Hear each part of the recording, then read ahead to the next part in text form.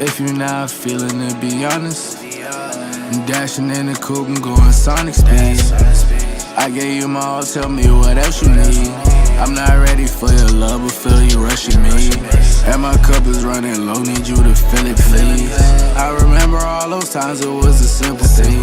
Now I'm here all alone, reminiscing about what we could've been, I'm on the road, drinking, driving, swerving, I won't crash out. Got 12 on my ass down, still would chase the bag down. Hit the throttle, spaz out. These niggas crashing out, they living but they lashing out. Ain't chasing paper now. Whoa, I can't crash out.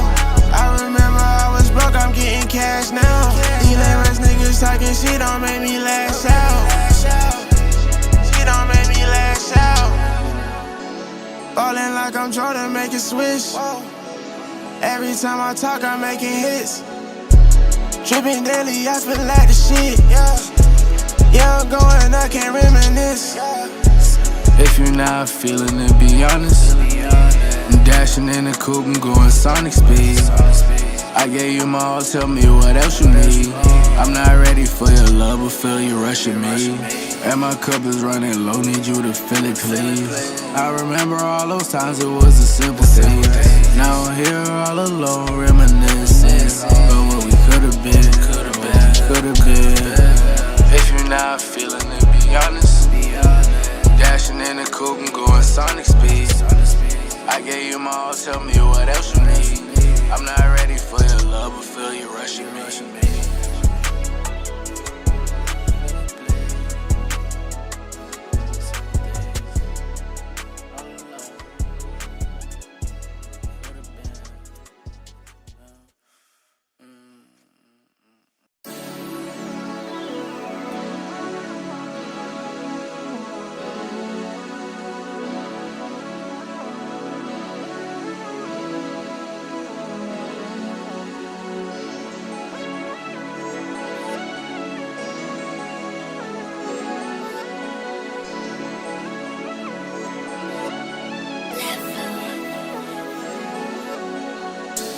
If you're not feeling it, be honest. I'm dashing in the coupe and going sonic speed. I gave you my all, tell me what else you need. I'm not ready for your love, but feel you rushing me. And my cup is running low, need you to fill it, please. I remember all those times it was a simple thing. Now I'm here all alone, reminiscing about what we could've been. I'm on the road, drinking, driving, swerving, I won't crash out. Got 12 on my ass down, still would chase the bag down. Hit the throttle, spaz out. These niggas crashing out, they living but they lashing out. Ain't chasing paper now. Whoa, I can't crash out. I remember I was broke, I'm getting cash now. These lame ass niggas talking shit don't make me lash out.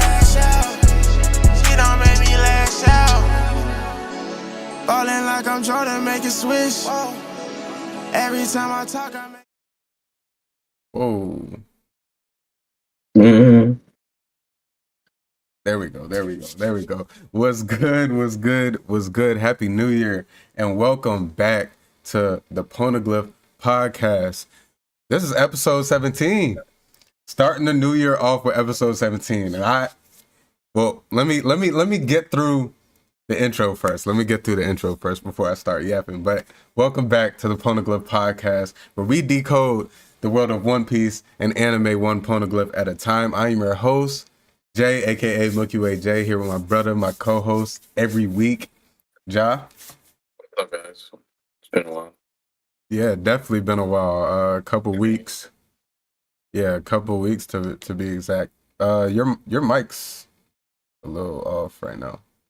Hello? Maybe. Oh, that's good. I hear it. It's good. It got better. Huh? It got better? Yeah, it got better. It's good now? Yeah, you sound I didn't great. even do anything. I know. I don't know. Yeah, you sound good now. But yeah, welcome back.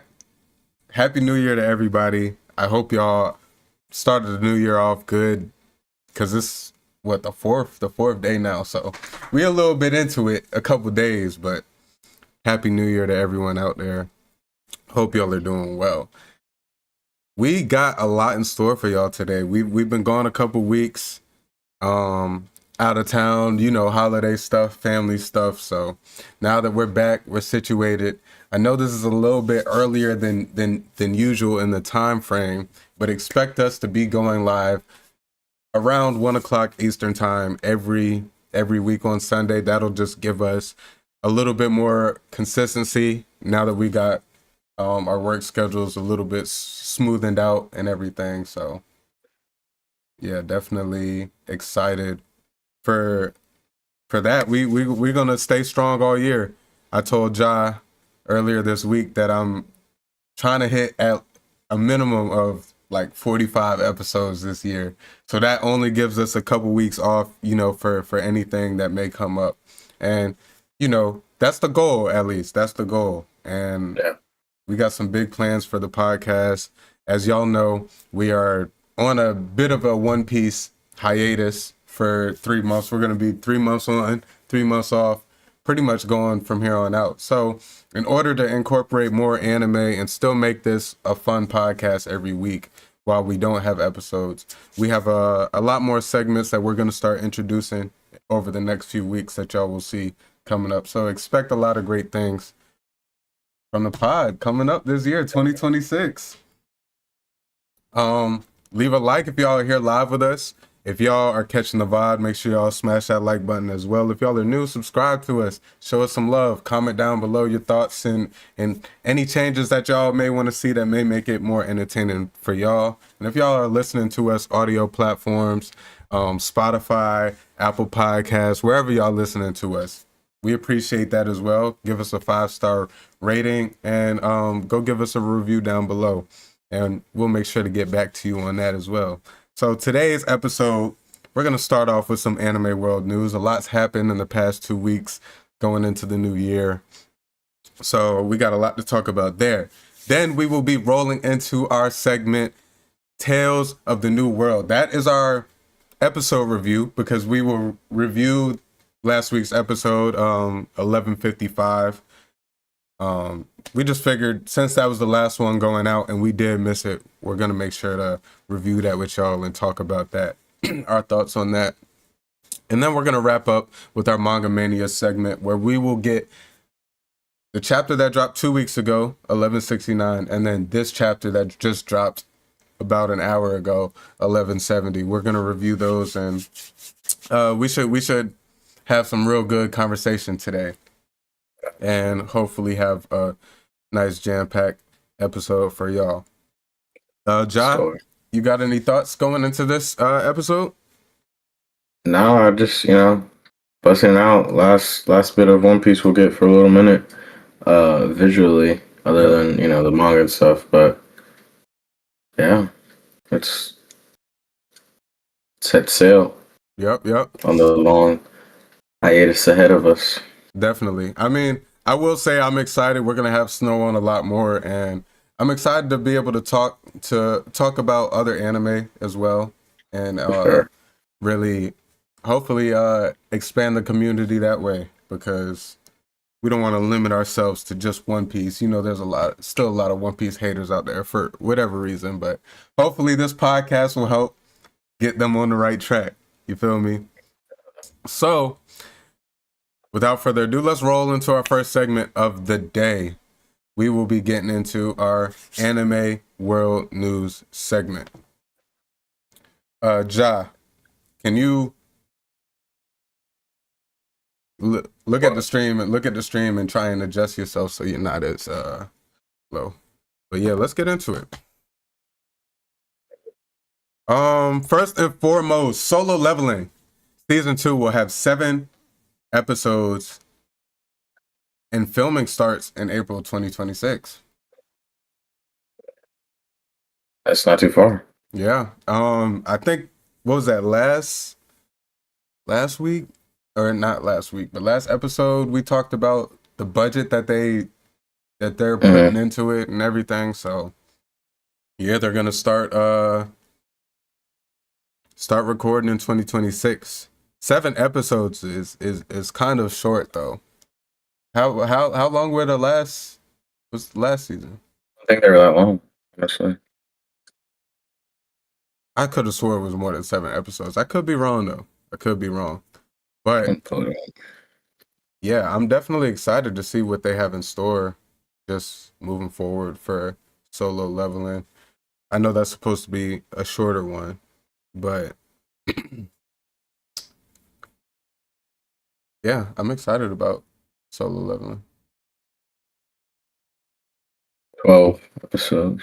So yeah, it's short. Yeah, definitely. I mean, 12 is about the average for. That's season 1. That's season 1. Yeah. Season 2 has 13. 13. Okay. Well, we'll see. We'll see. 7 episodes. Hopefully, maybe they'll be a little bit longer. Hopefully. Hopefully, that's what I'm hoping for. I wouldn't Okay. mind that at all. Yeah. All right. Big Jujutsu Kaisen season 3 updates. So JJK season 3 episode 1 premieres as an hour special on January 8th of this month, which is 4 days from now. And Zoro's voice actor, Kazuya Nakia, joins JJK as Hakari. I've read some of the manga, so I have met Hakari, and I'm not gonna lie, Zoro's voice actor does kind of fit what I've seen from him, so I'm excited for that. And the Cullen game also has new character designs revealed. Hello Kitty's voice actor will also be voicing Yuji's mother. Hiatus. So there was a lot of season 3 updates. I guess them preparing us for what's to come, starting in a couple days. Hello Kitty has a voice actor? Yeah. Hello Kitty talks, I'm pretty sure. What now? I'm not like I'm not versed in No, Hello Kitty, I have no clue. Yeah, I'm pretty sure Hello Kitty like talks. Yeah, I don't know. I've never. I don't actually recall what Hello Kitty does at all, but she has a voice actor and she will be Yuji's mom. So those Hello Kitty fans out there, I do know there are Hello Kitty fans out there. Like I be seeing grown women like be repping the Hello Kitty and stuff. So definitely, for those who recognize the voice or may not know, there you go. I wonder how old Hello Kitty is now. I don't know. Yeah, that's interesting. It's been around for a minute. It has, as long as I can remember. Yeah, facts. Haiku versus the Little Giant movie, and Haiku, The Place Where Monsters Go, special anime will both be releasing next year in 2027. I have not seen Haiku personally myself. I do know it's a volleyball anime for those that don't know, but it is very, very popular. I know many people who have watched it. I know many people who have recommended it, especially because I've watched shows like Blue Lock, and I have watched some sports anime here and there.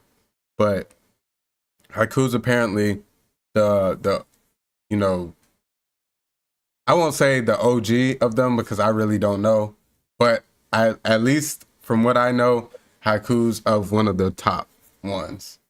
So for those Haiku fans out there, expect a lot next year, special anime and a movie. So that'll be pretty cool. Maybe the community can convince me to watch it. Maybe if y'all rep it enough out there. I heard all great things. Yeah, for sure. And I like to give stuff a try, to be honest. I just never really got around to Haiku, but it can go on the list for sure.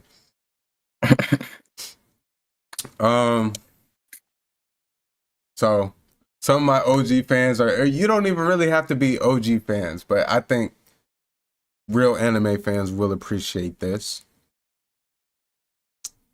Real shonen anime fans, I'll say that, because I know some shonen haters and some big 3 haters. But fans are about to relive a big 3 moment not seen since 2012, with new One Piece, Bleach, and Naruto episodes all slated to air this in the same year, which is this year. One Piece returns in April with the Elbaf arc. Bleach Thousand Year Blood War Part 4 is set in July as the final chapter of his long pause anime adaptation, which we know that we've been getting Thousand Year Blood War pretty much every year. We 2025 we didn't get part 4, but part 3 came out in 2024 at the end of 2024. And then Naruto will drop 4 new episodes later this year. I'm excited. So they say. Oh yeah, so they say. We're gonna put an asterisk by the last one. That's a good point. We got to put an asterisk by the last one because they told us what 2023. I want to say. Yeah, it was like 2 years ago. Yeah, that we were supposed to get these Naruto episodes, but I have been seeing more talks that they are projected to drop this year towards the end of the year, but I don't know. As a true fan of all 3 shows, I'm excited.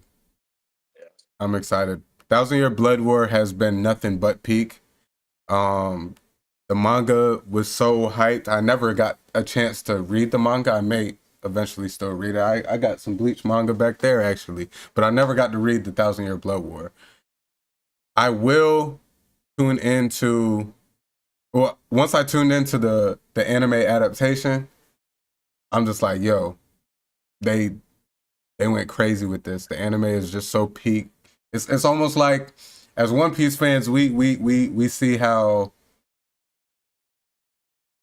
the anime has evolved, and a lot of us have appreciated it. You know, it has its ups and downs, but Bleach had that time to stop and really develop and really adapt the manga so well. It's just so beautiful. I can't wait till you get there because I know you gotta finish Bleach and then get in the Thousand Year Blood War. But I can't wait to have those talks. We'll have them on the pod about Thousand Year Blood War because at that point we should definitely be hopefully you catch up by when is it? July? When they plan on dropping? That would be nice. Make a mental note on that. Yeah, get started. Definitely have you caught up so facts you can watch pretty much when it drops. But give me your thoughts. One Piece, Bleach, and Naruto all supposedly slated to drop this year. Hey, Big 3 still at it. In the Big 26. Jeez. It's all great things. The longevity of all these shows, I mean, they've done it. Yeah, for sure. Salute to all of them. Naruto's gotta really bounce back though. Yeah. I'm hearing great things about Boruto though, so I expect them to all time Boruto fan with that. Even when it wasn't cool to like Boruto. Yeah, I will say you've always tried to keep it relevant, but you just had no one to talk to about that. Yeah, it's time will come, man. I do have I guess, is it a time skip or something in Boruto? I do have like that favorited in my Shonen Jump, the manga. Hell yeah. But January 2026, we have a crazy lineup. This year is going to be so jam-packed. I'm so excited. But let me just give y'all a list of some of the things. When I tell you this list was probably 30 anime long, I just chopped it into a few just to give y'all some of the most hype from just this month that we're about to get. All right, let's get into it. JJK Season 3, Part 1 drops in 4 days, January 8th. Yeah. Hell's Paradise Season 2 drops January 11th. Frieren Season 2 drops January 16th. Fate, Strange Fate, which is a new anime in the Fate series. I I personally love the Fate series, but it dropped yesterday, January 3rd. Golden Kamuy Season 5, which I have on my list to watch. I heard is very, very good. Drops tomorrow on January 5th. The Darwin Incident, a new anime, the one that we talked about with the chimp half human, half chimp. When's that coming out? I got it. That drops in 2 days on January 6th. Okay, man. Fire Force Season 3 Part 2 drops on January 9th. My Hero Academia Vigilantes Season 2 drops tomorrow on January 5th. And Trigun Stargaze, the sequel, drops on January 10th. That is just a few of a very, very long list of new just the first half of January. Yeah. The latest date on that was Freerun the 16th. Yeah. That's crazy. We are jam-packed. Honestly, I'm gonna try to, if all of these shows are a weekly drop, for the season, I'm gonna try and stay on top of them all. Not them all, because I will say Fire Force, I need to watch Season 3 Part 1. Golden Kamuy, I haven't started yet. And My Hero Academia Vigilantes, I really don't think I'm going to watch. Trigun, I don't know. So really, JJK, Hell's Paradise, Freerun, Fate, and the Darwin Incident? Damn, that's 5 shows. I may be on top of starting this month. Nice chill Saturday. Bust them all out. Yeah, for sure. Man, that we are in for a treat this fire ass lineup. Super fire. Freerun's a sleeper on there. Super sleeper. I love Freerun. Fate. I've always loved the Fate series. This one's a new one. I don't really know. People have like a watching order for Fate. I kind of looked it up on Reddit back in 2018 and just watched them. But I just found a watching order. I don't know if this is gonna align into the watching order, but I mean, I guess watch this last since it's coming out this year. If y'all are new to Fate, but I personally do like Fate. Y'all should check that series out. But yeah, let's move on. Oh man. After all that good news, I got some bad news for y'all. I got some bad news, and I'm sorry to even have to talk about this, but we gotta cover the world news for anime. That's what I promise y'all to do.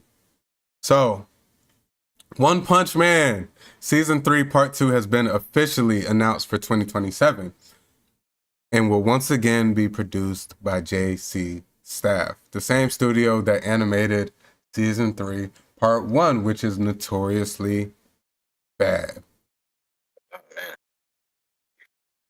The comeback, the turnaround, maybe? The revenge series? Why are y'all confirming a Season 3 Part 2 when y'all should just take Season 1, crumble it up, throw it in the trash, and redo that? Give us that next year. Don't give us more trash to add on to the trash. And I don't care if it's good. That's like spraying a pile of crap with cologne and trying to mask it. Like, don't give me that. I'm not rocking with that whatsoever. Personally, I'm not with that. Take Season 1 or Season 3 Part 1, throw it away before you even try to think about touching Season 3 Part 2. Because what are we doing? And then whoever is working One Punch Man's and talking with the production companies, and y'all thought it was cool after the response that y'all got, to go back and double back and trust them again, it's wild to me. They must be giving y'all a super discount. They must be. They must be doing it for free. They better be doing it for free. Because after Season 3 Part 1, I would not take nothing less. I'm not paying you. Because the manga sales are good. Man, Had to get that off your chest. got me heated, bro. I just don't get it. I don't get it. But that's not my world. That's not my realm. So it's not for me to understand. But as a fan, I'm unhappy because y'all gave us trash. Y'all just gave us trash. It's a fact. It's a fact. When 2 months before the first episode even drops, and you got the director talking about don't expect it to be like season 1. You're setting you're already, it's trash, and you're trying to soften the blow. Yeah, that is a crazy thing to say 2 days before the release. Right. Come on, bro. Come on.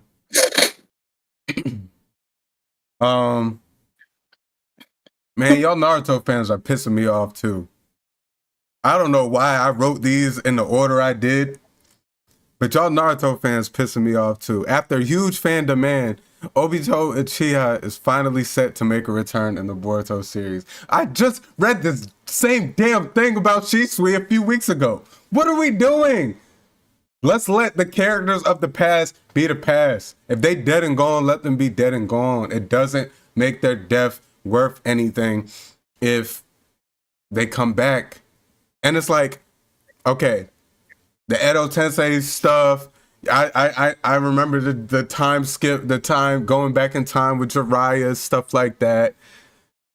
What are we, everybody, do we, in order for sales to be good, do we have to bring every single fan favorite back into the show?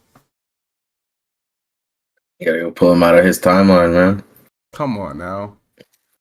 That's like we get a future Attack on Titan and they bring Eren back. And it's like, bro, he was dead. Let him rest.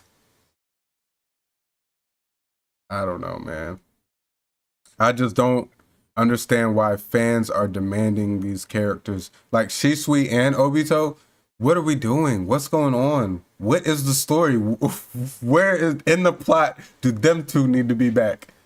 And Shisui is like a little bit, just a little bit. Shisui more than Obito. I'm like, okay, we didn't get much of Shisui. So, there could be something he does, Kishimoto does to make it make sense. I'm really not that much of a fan of it, but oh well. Now Obito is one of my favorite characters. Probably top 3. Definitely top 3. He blew in the wind. I don't know how they're gonna do it. It's probably just gonna be a flashback. But okay. I mean, but why? I guess if it's a flashback, okay. It's a flashback, okay.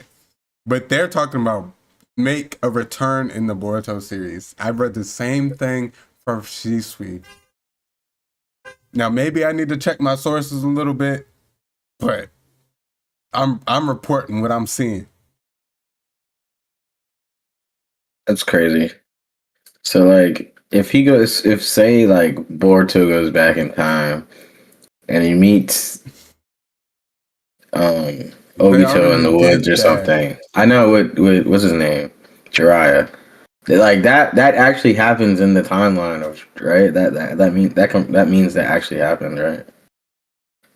I don't know. I I have no clue. Like he actually saw Boruto. Like that was what. That has to. No, it wouldn't make sense.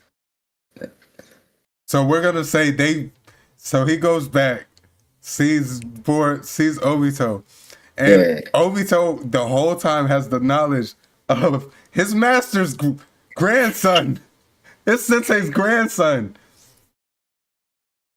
No, I mean he wouldn't know it was his grandson, but that would be like an actual meeting in time, though, right? Shitting me. There's 5 characters that look like Minato in the whole show.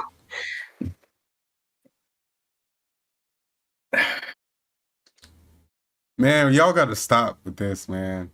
Y'all gotta stop. Just let bygones be bygones, man. Let the dead rest in peace, bro. I'm cool with the direction of Boruto trying to, because all right, here's my thought process.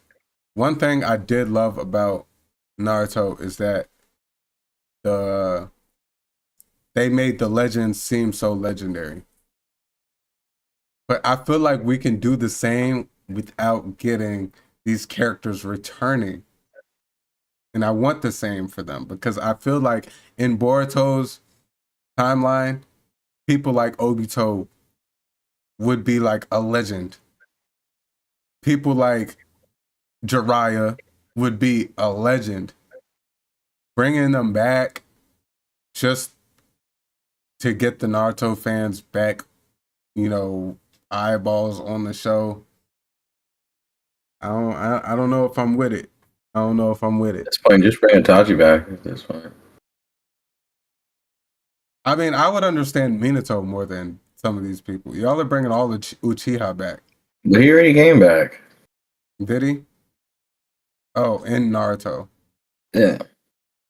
Do it again. That's they're at least family. You bring it on. I don't know, man. I don't know. Yeah, let's move on. Kaiju number 8 will officially wrap up the series with a newly announced conclusion arc. This production update was revealed during the franchise's stage presentation at Jump Fiesta 26. Confirming Crazy event, by the way. Yeah, we got a lot of news there. But this confirms that the story of Kafka Hibino will be adapted through its end. There's no real surprise that they're gonna go finish through with Kaiju number 8. I think it's been pretty well received by the community, and shoot, they've finished a lot worse shows than Kaiju number 8. So I'm definitely excited that we will get a full conclusion with the show. I've always known that it was supposed to be one of the shorter shows, but shorter manga story shows, however you want to call it. And yeah, I'm excited to see what the remainder of Kaiju number 8 has. It seems like Kaiju. Is it too early to talk about spoilers? Like, would us talking about what just happened be spoilers? No, that's been out. Like, come on, guys. Yeah, what are we doing here? Catch up. It's out. Catch up. But yeah, it seems like Kaiju number 8. Spoiler alert. It seems like Kaiju number 9 is the big bad. With that story. Seems that way. Yeah. Smartest Kaiju. I didn't think he would be one of the numbers, but exactly, yeah. Yeah. It's just like, well, he's one of the numbers, and usually with stories, they don't introduce the big bad in the first season. Yeah. So we kind of been like, I thought he was going to be like a stepping stone for the bigger bad, but it seems like he is just leveling up too and becoming a big bad. Especially because, like, I know that they bring in the other side of the world into the story, right? Oh, like other countries and stuff? I believe so. I don't know. I know they did that with Solo Leveling. I might be thinking of Solo. Tripping. Yeah, they brought. Yeah, that's probably what I'm thinking about. Tripping. Yeah, they brought in the Japanese hunters in Solo Leveling with the Koreans. And there's US, right? Did we meet them? I don't think we seen. I don't think we met them. I think I've heard. I think something about the manga or something. Oh, possibly. Yeah. I'm not sure, but in terms of Kaiju number 8, yeah, I mean, it is unique, and I do kind of I like that aspect of it, that we're getting Kaiju number 9 being the big bad and them, because at this point he's done some messed up stuff, so seeing him go down will be satisfying. Facts. Maybe he gets a spinoff or something or different. show or manga. Maybe it's been received so well, so Facts. you know they tend to do stuff like that. All right, Vinland Saga anime season 3 is officially in production, confirmed by the creator. Expected to release between 2026 and 2027. Long awaited, man. Long awaited. I'm excited. Yeah. Vinland Saga. Man, my dog Thornfinn. Oh, I left off in a cool spot too. So yeah. I have no clue what goes on I'm after excited that. for So it. yeah, I'm excited. Definitely gonna give it a rewatch, like going into whenever season 3 is more officially announced and stuff, and we get maybe a release date. I tend to try to rewatch shows around that time, so definitely excited to get back into Vinland Saga again. Because I'm not gonna lie, for the first half of season 2, I was struggling. I was watching every week. I was struggling. I do remember that. Yeah, but it definitely turned me up and made me feel like the anime I've grown to love and appreciate. All right, and last but not least for our Anime World News segment, India's first ever manga is released and it's now out. Here's a summary. A group of Kirin soldiers suddenly encounter an immensely powerful machine. As they struggle to confront its overwhelming power, they begin to uncover the hiding truth behind the creation of Cerberums, the most advanced and only existing technology in their world. You can read on Cerberums.com. And I didn't think I was going to add this into my Anime World News, but I did this because I had this idea going into 2026 that I want to do over on my main channel. I want to have me, maybe Ja and Snow, maybe a couple other of the guys, and I want to start doing popcorn reading with manga with all of us. And I do kind of want to get into some of the crazier manga that people say, like, you know, you can't read and stuff, or, you know, aren't shonen, I guess, a little bit of the to add a different spice to it. But I do want to get into some of the good ones as well. I just kind of want to have that be a series on my channel as well, moving into 2026. And I seen this and thought it would be interesting. I read the summary of it. It seemed like a pretty interesting story. And hey, see what India has to offer. I don't know if we should be calling it a manga, but it was reported to be a manga. So I wonder what they call it. Yeah, I wonder what they call it. If y'all are versed in that and y'all know, let us know down in the comments below, and what the official term for an Indian manga is. And I'm not sure. I'm gonna say this with some grace. I'm sure it's not the first ever manga ever to be released from India, but I'm sure it's probably the first, or maybe it's the first one like fully published, like nationally or internationally, and maybe it's the first one that really got some traction. So shout out to India. Shout out to India and all the manga creators really across the world. Manga, because we love it. We love it. I mean, hey, we got cartoons here in well, not cartoons, comics here in the US, which is our form of the mangas and stuff. But all these countries really starting to dive into that genre of, you know, action, crazy science fiction stories being animated and putting it into, comic book form, manga form. So Yeah. I love to see it. All right. Any thoughts on that? All right. Well, I thought I had something to say, but I forgot. Don't worry about it. if you think of it, you could always bring it up, my brother. But that will wrap up our anime world news segment for the day.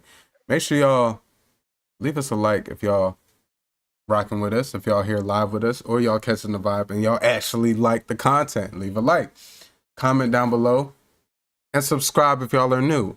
If y'all are catching us on audio platforms, we appreciate us. We appreciate y'all, whether y'all on the go, at work, doing whatever, and y'all got us on in your headphones. Much love to y'all. Give us a 5-star rating when y'all get the chance, and leave us a fire review down below. We will roll into our Tales of the New World episode 1155 review. Any thoughts going into this episode, Ja? Yeah. The long-awaited line from Luffy. I'm ready to see.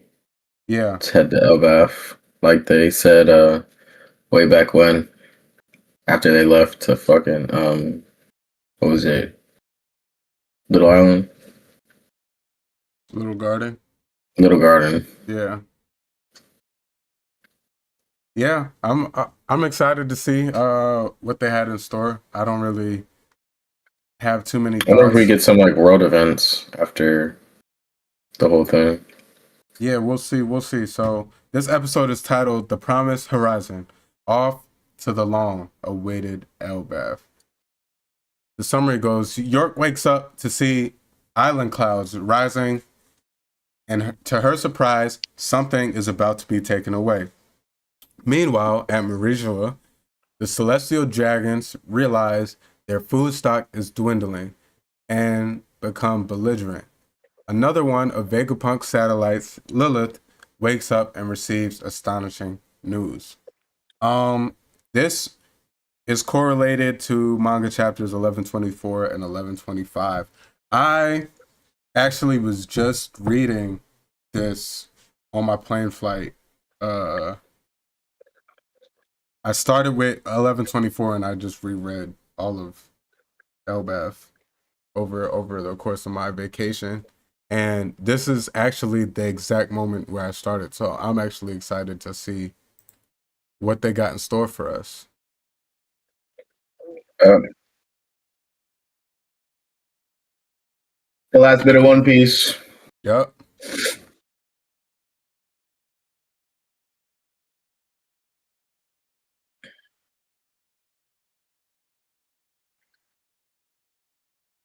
Oh, hold on.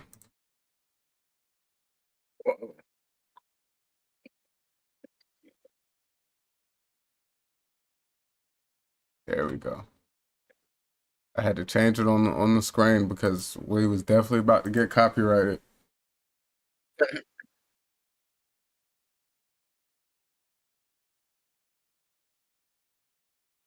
Damn.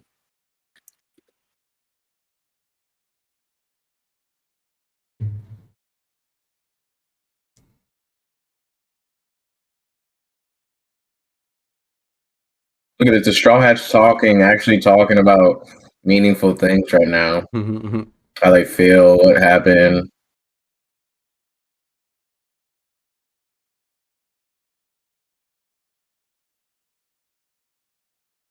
He's an emperor of the sea now. Man.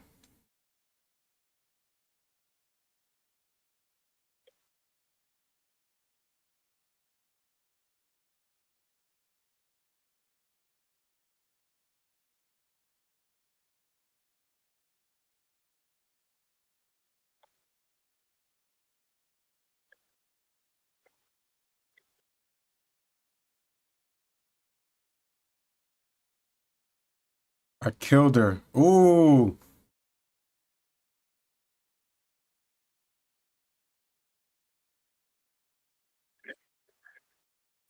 All right.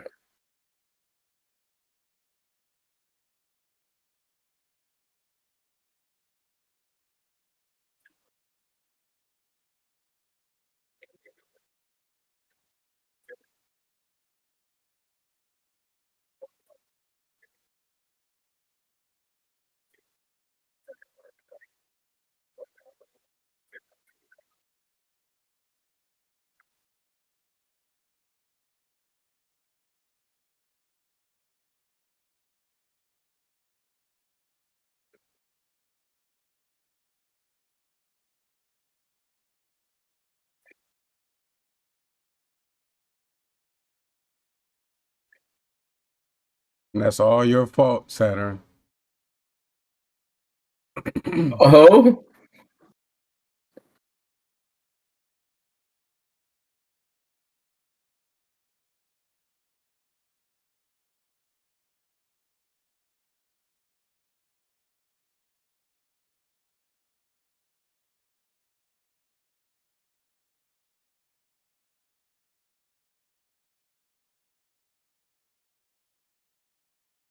Mm.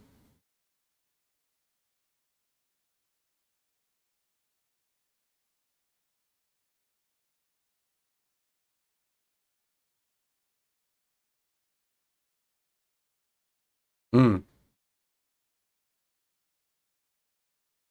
oh man.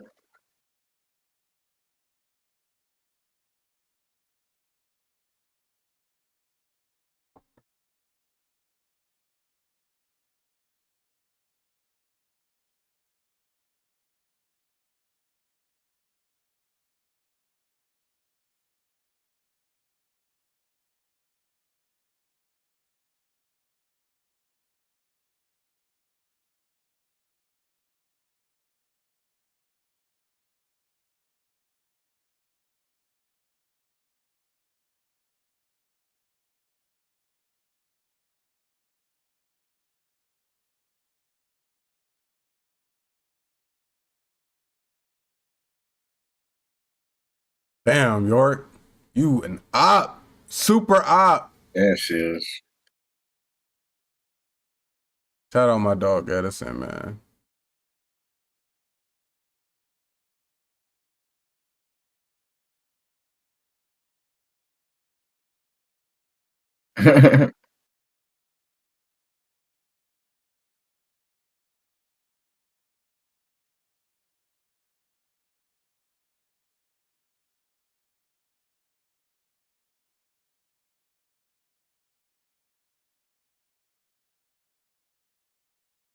I remember this.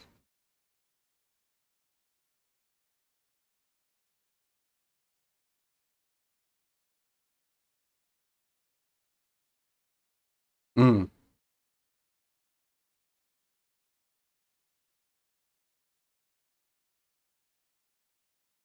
Yeah, they're going crazy.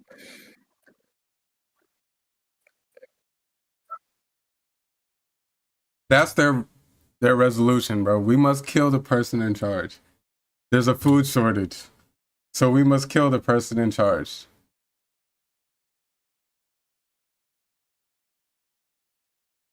Mmm.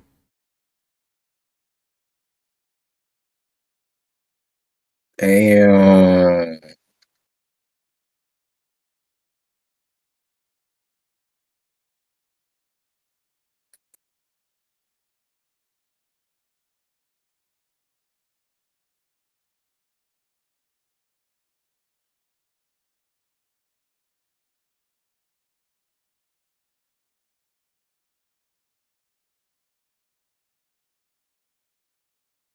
Huh.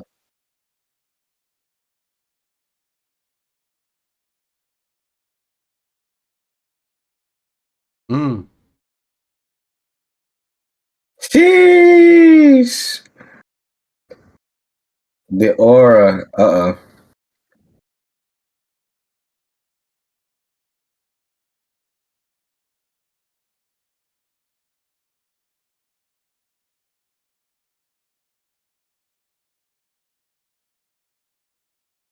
That stage 3 mark. Give me that back. Hey, shut up. This man tweaking. I'm terrible. This is not what I thought it was gonna look like.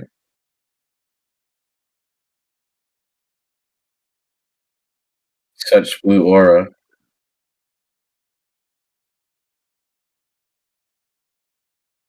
Dang. It looks like yeah. Looks like Ryuma.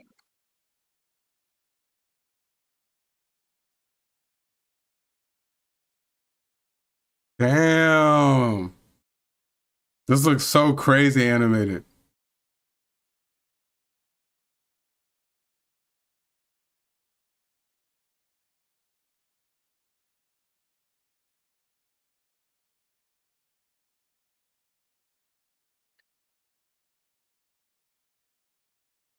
Turned him into a curse. It still pissed me off with that water effect. Yeah.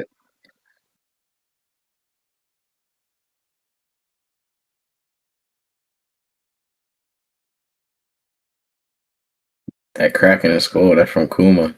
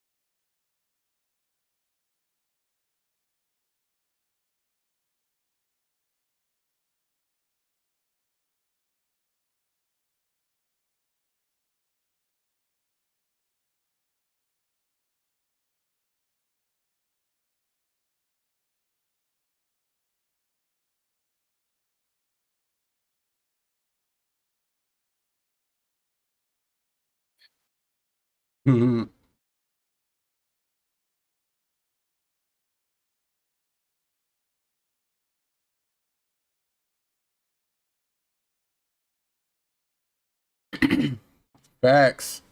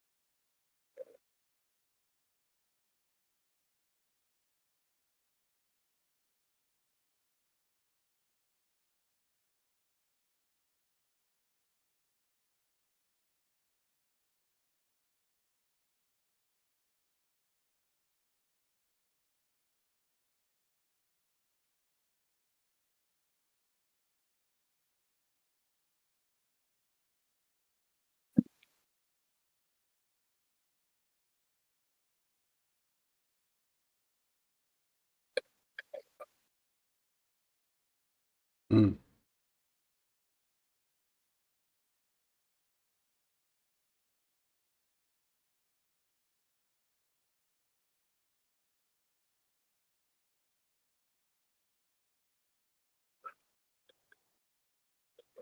That man, Monkey D.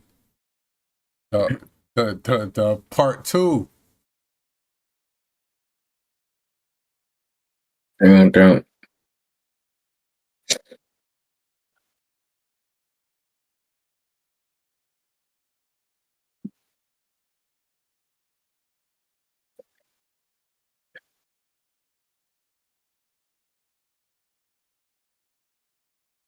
I saw a clip about this.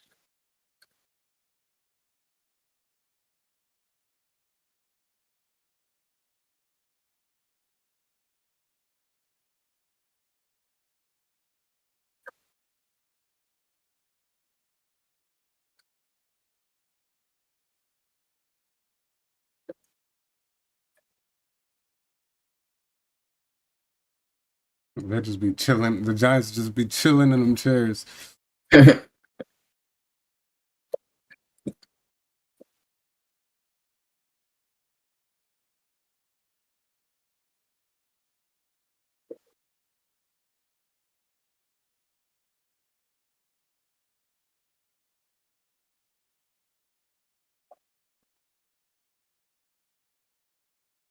Mm.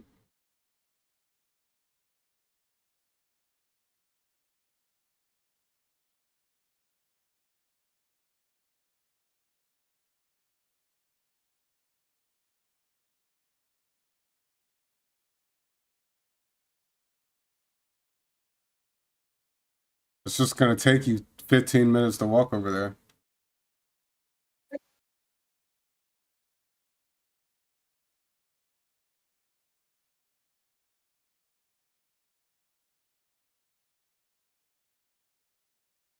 Is Brooks Kane the size of a normal human? Probably.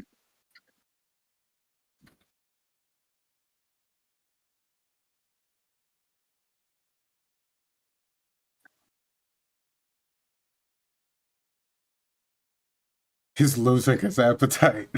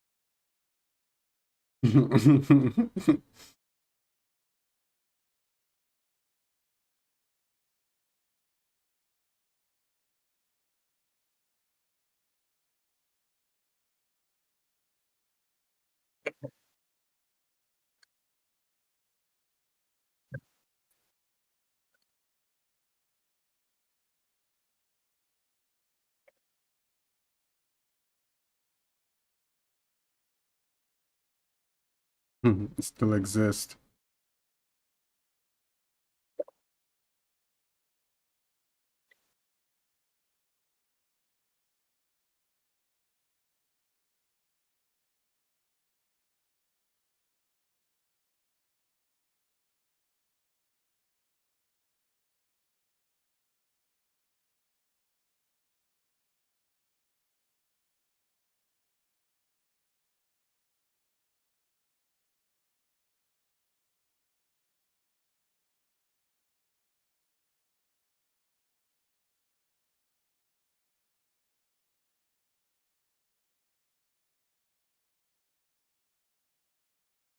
I thought it was gonna be a Nika form or a Nika pose.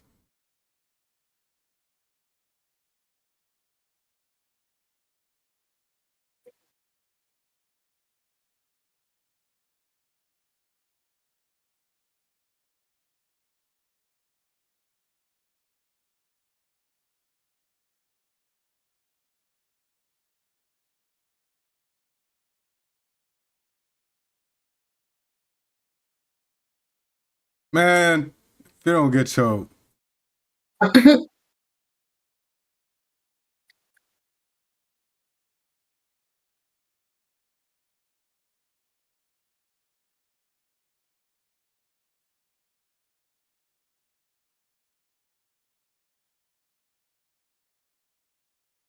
Shout out Bonnie.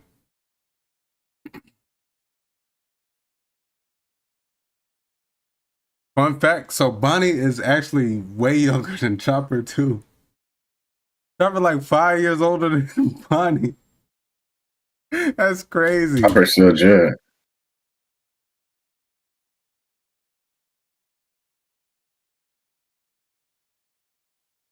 Mm, my wife right there.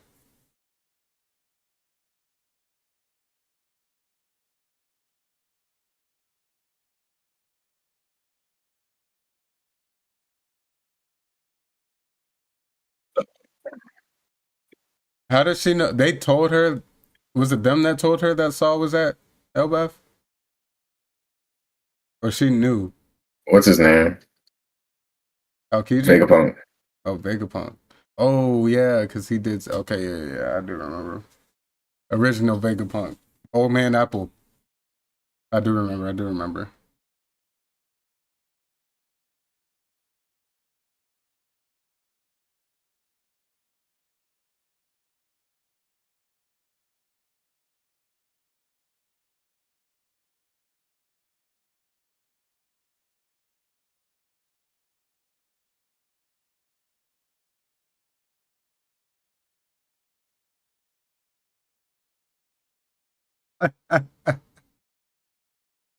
Hey, what a toast.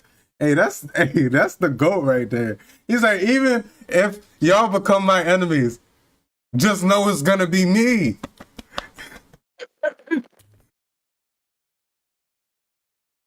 Just know it's gonna be me.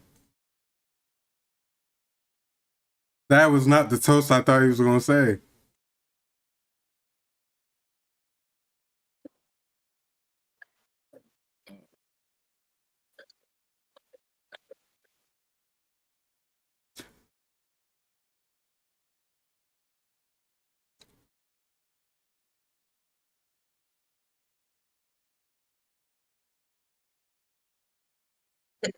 Yo, what the hell?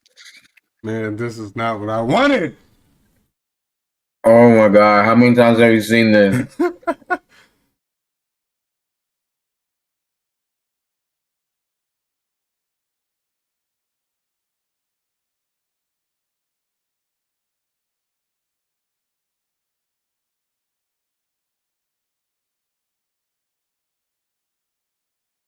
Mm-hmm.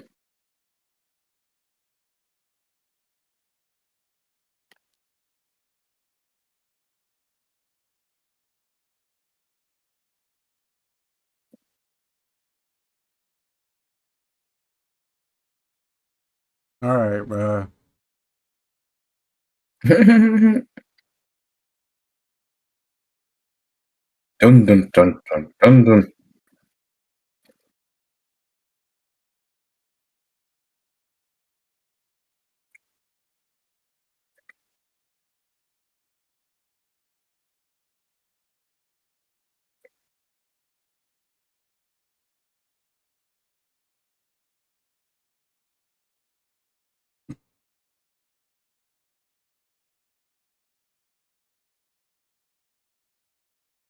They playing one of the OG tracks. Hope Century.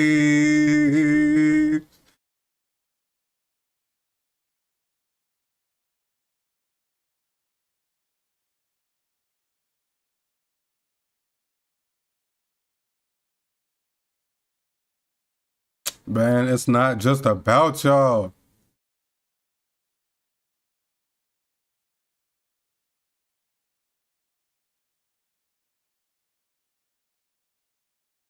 Do Elbath. Never mind.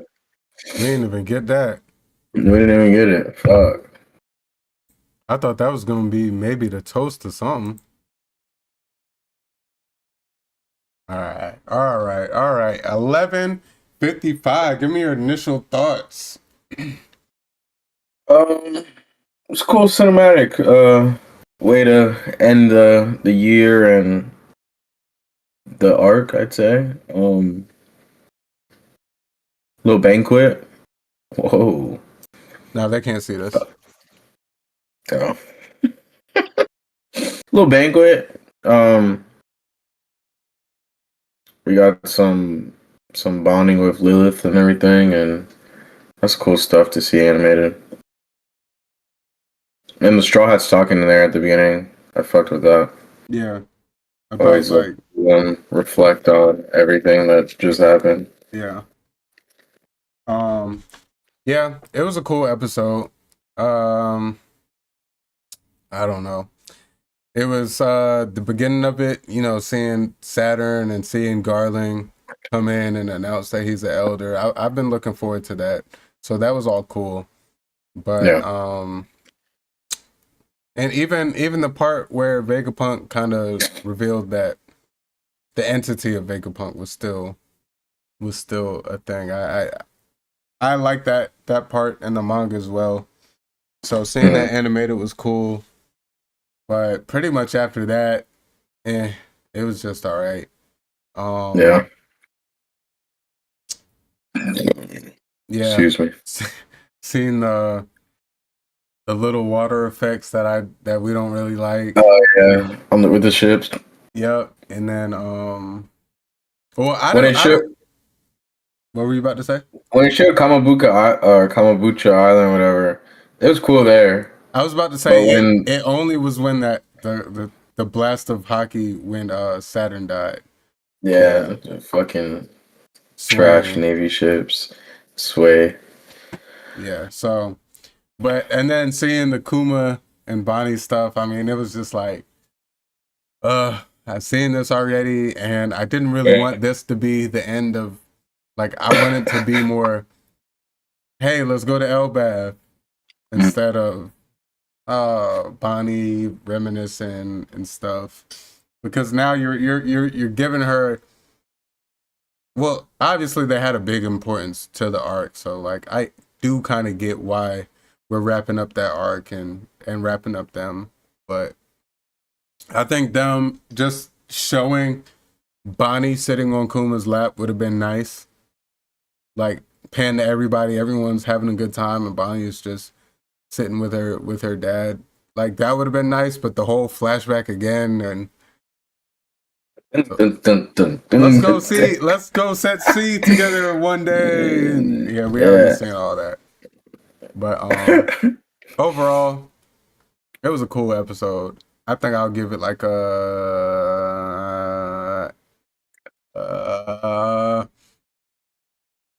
Vice Admiral type shit. Vice Admiral, yeah. What about you? I give it a Warlord. A Warlord?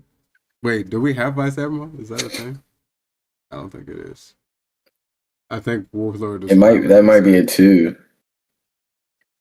Hold on, I got it right here. I don't know why I'm sitting here trying to. I got it right here. Okay, yeah, it is Vice Admiral. I'll give it a Warlord. That's what I meant to say. For sure. Pretty neutral. Yeah. Wasn't amazing, wasn't trash. It was a solid episode. For sure. Wrapped up the arc. Let us know how y'all felt about the episode. If y'all felt like it was a little bit lackluster, or if it was a fire episode, let us know. Make sure y'all leave a like if y'all are here with us live, for y'all catching the VOD. And we encourage y'all to come over and check us out on YouTube, because we have a little bit more visual representations, and especially moving forward with some of our newer segments that we will be introducing. They definitely will be. It will be more beneficial to be here with us and to see what we're doing on screen. But if y'all are here audio platforms, just listening to us on the go, we appreciate y'all as well. Give us a 5-star rating, a 5-star review, or 5-star rating, yeah, and a 5-star review too. But just give us a fire review as well and show us the love over there. We appreciate each and every one of y'all. So excited to be back. So excited to be back. Happy New Year again to everyone.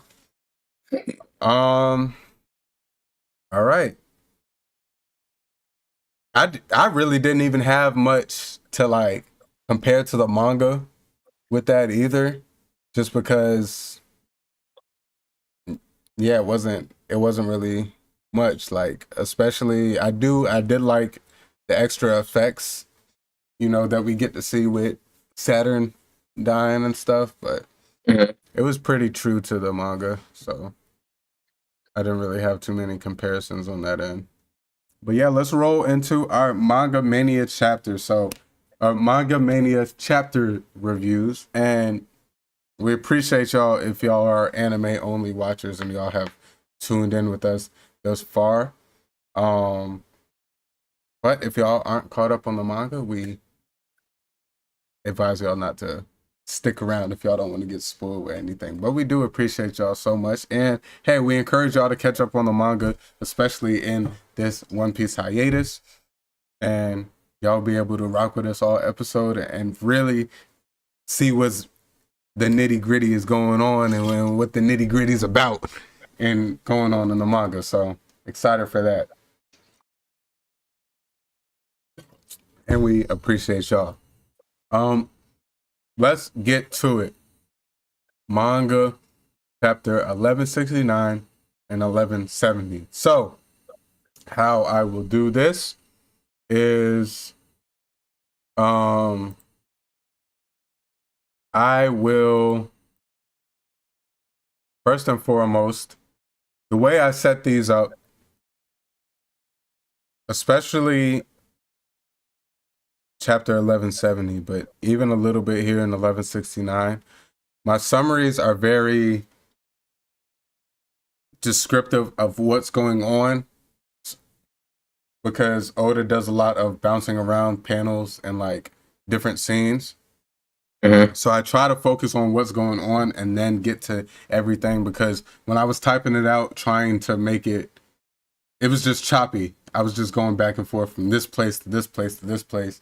So I definitely just bear with me with that. But I did type it up to make it sound all good and have a structured summary. And then we could talk more deep dive into specific panels and everything once we talk about that. So let's get into chapter 1169. First and foremost, let's talk about this cover art, the color spread, before we really get into what happened in the chapter. But yeah, let's talk about it. Give me your thoughts. The toughest. The clean A. I love their theme. That was a clean ass theme. They went along with. The whole gang's here, minus like some of like the filler characters, like what's his name? The 4-armed guy. Oh, it's your Right when I seen it, I immediately turned it into a wallpaper. Keep going though. Oh yeah. But yeah, like everybody's here except I forget his name. The 4-armed guy. He's like, he was a part of like an old project Oda wrote before One Piece, I believe. I don't know what you're talking about. I forget his name off the top of my head. I'll mention it if it comes back. But the theme is so clean. I love the black suits. Kato flicking everybody off. Big Mom shit, I didn't see that. Yeah, Big Mom eating. Captain John counting his bread. Stussy in Whitebeard's lap was caught me a little bit by surprise. It's crazy because you see Big Mom in her skinny form and you forget how actually large she still is. Like, she's still a giant. It's like, she's not a giant. Yeah, but she's a big girl. Yeah, like, because you see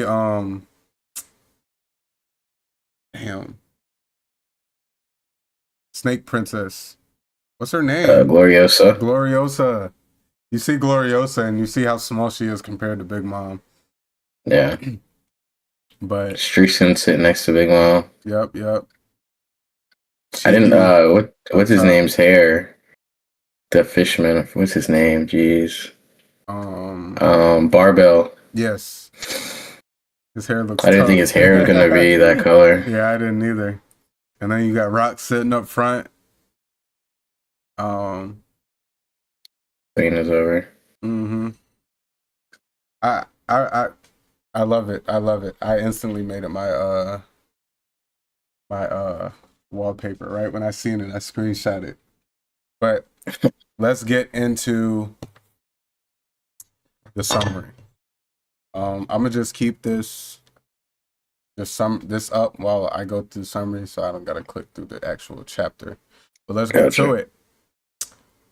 Chapter title: My Death Cannot Come Soon Enough. A title that foreshadows both King Harold's fate and the emotional weight of his final actions. This chapter reveals the long-awaited truth behind King Harold's death and Loki's role in it, finally showing what really happened on Elbaf years ago. This chapter opens not on Elbaf's past immediately, but with a scene featuring Shanks and Gabon. Gabon tells Shanks that Garp once revealed something huge, that Roger has a son. Shanks reacts emotionally, saying if Roger really had a son, that child could be like his younger brother. This moment is huge because it reframes Shanks' connection to Roger's legacy and reinforces the impact of Roger's bloodline on the future of the pirate world. We then flash back to King Harold, now under mysterious control due to orders from IMU and the world government's influence. Harold's body begins acting against his will, a consequence of the Depth's covenant agreed. Realizing he's been used to betray his own people, Harold makes a shocking request. He orders his giant guards to kill him, not for hatred of life, but to stop himself before he becomes a greater weapon for the world government. His immortality prevents them from hurting him. This is the emotional core of the chapter, a powerful king choosing death over dishonor. My bad. I'm gonna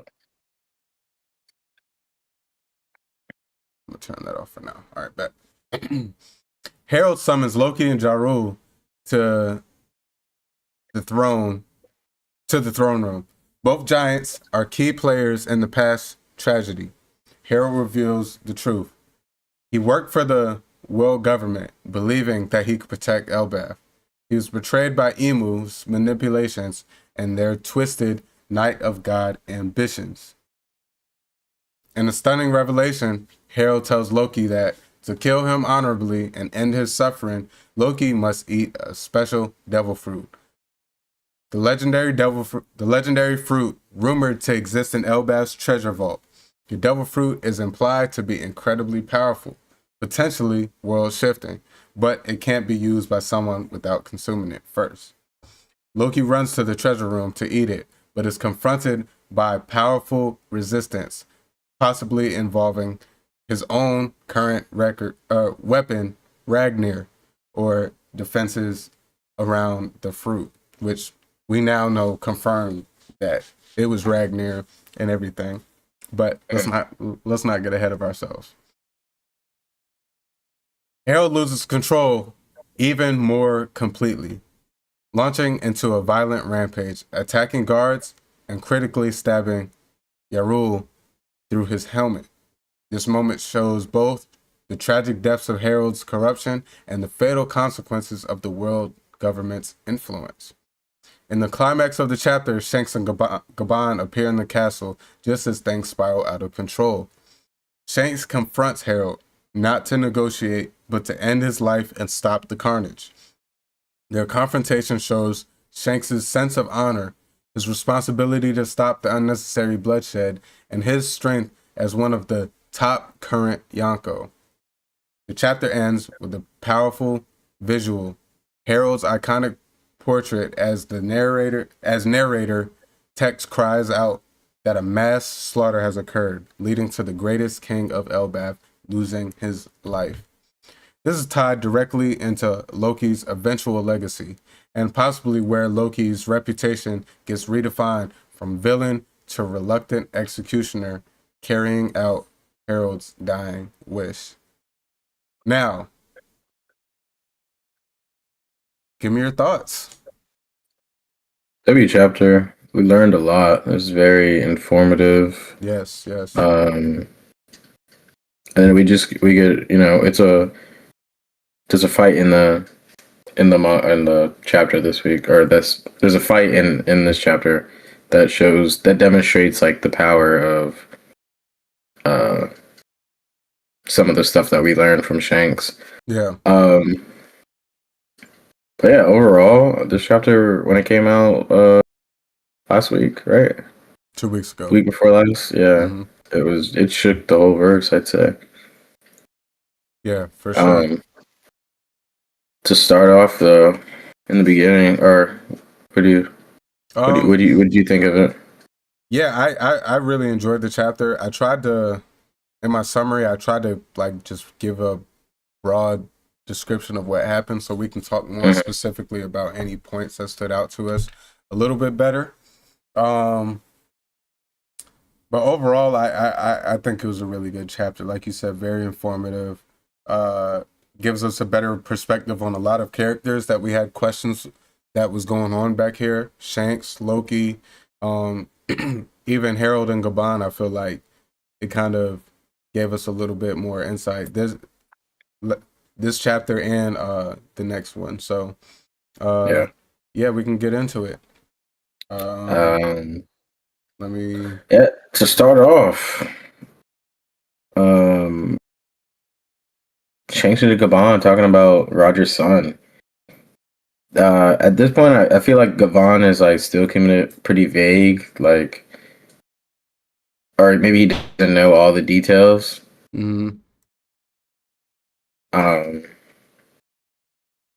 Of like where Ace is and everything like that.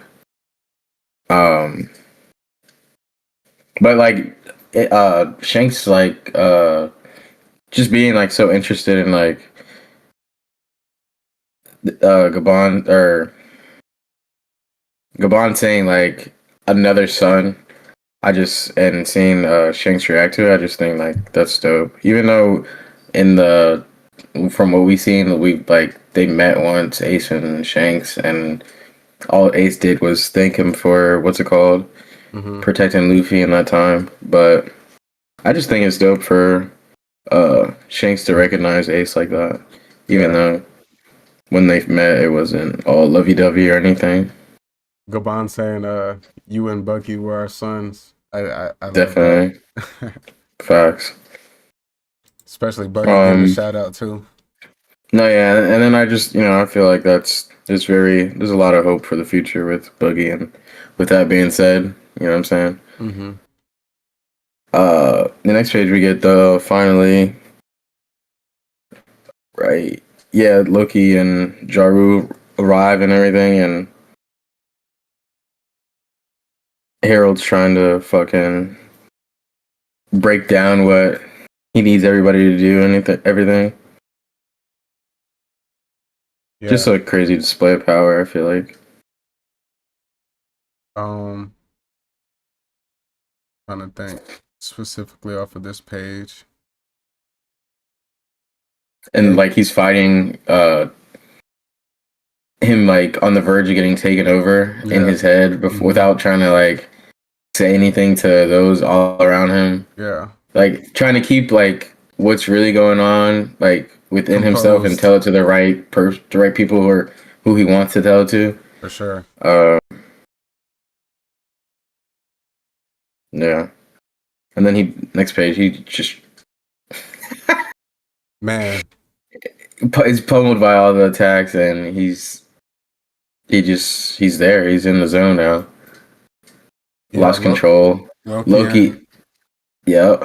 See them in the back right there, like in shock.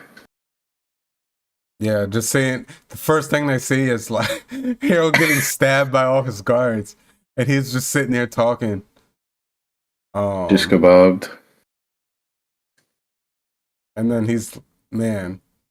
him getting stabbed from all angles, and then just pulling back his sword and just unleashing one swing. I wanted to mention like we haven't really gotten like another translation from all the circles that we've seen anymore.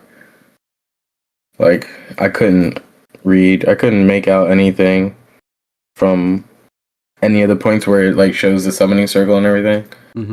The Bismarck or circle, whatever. Yeah. Oh, up here. I wonder if like Oda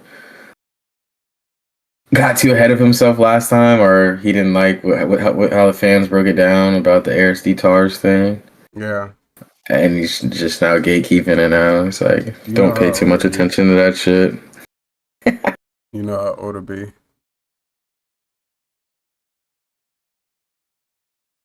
Yeah. His conflict of just like he wants them to take him out and they're trying and he's just like, oh my god, I'm immortal. Like my body's recovering, and then he just unconsciously just swings and takes them all out. Yeah. I wonder, like, what are gonna be like the key comparisons and difference between Domi Reversi and having the actual mark on you? Yeah, Like the differences. yeah. Well, it seems to be uh most people who are Domi Reversi don't have that strong of the subconscious left. Because even Yeah. with Rocks, he was only able to communicate with the voice of all things.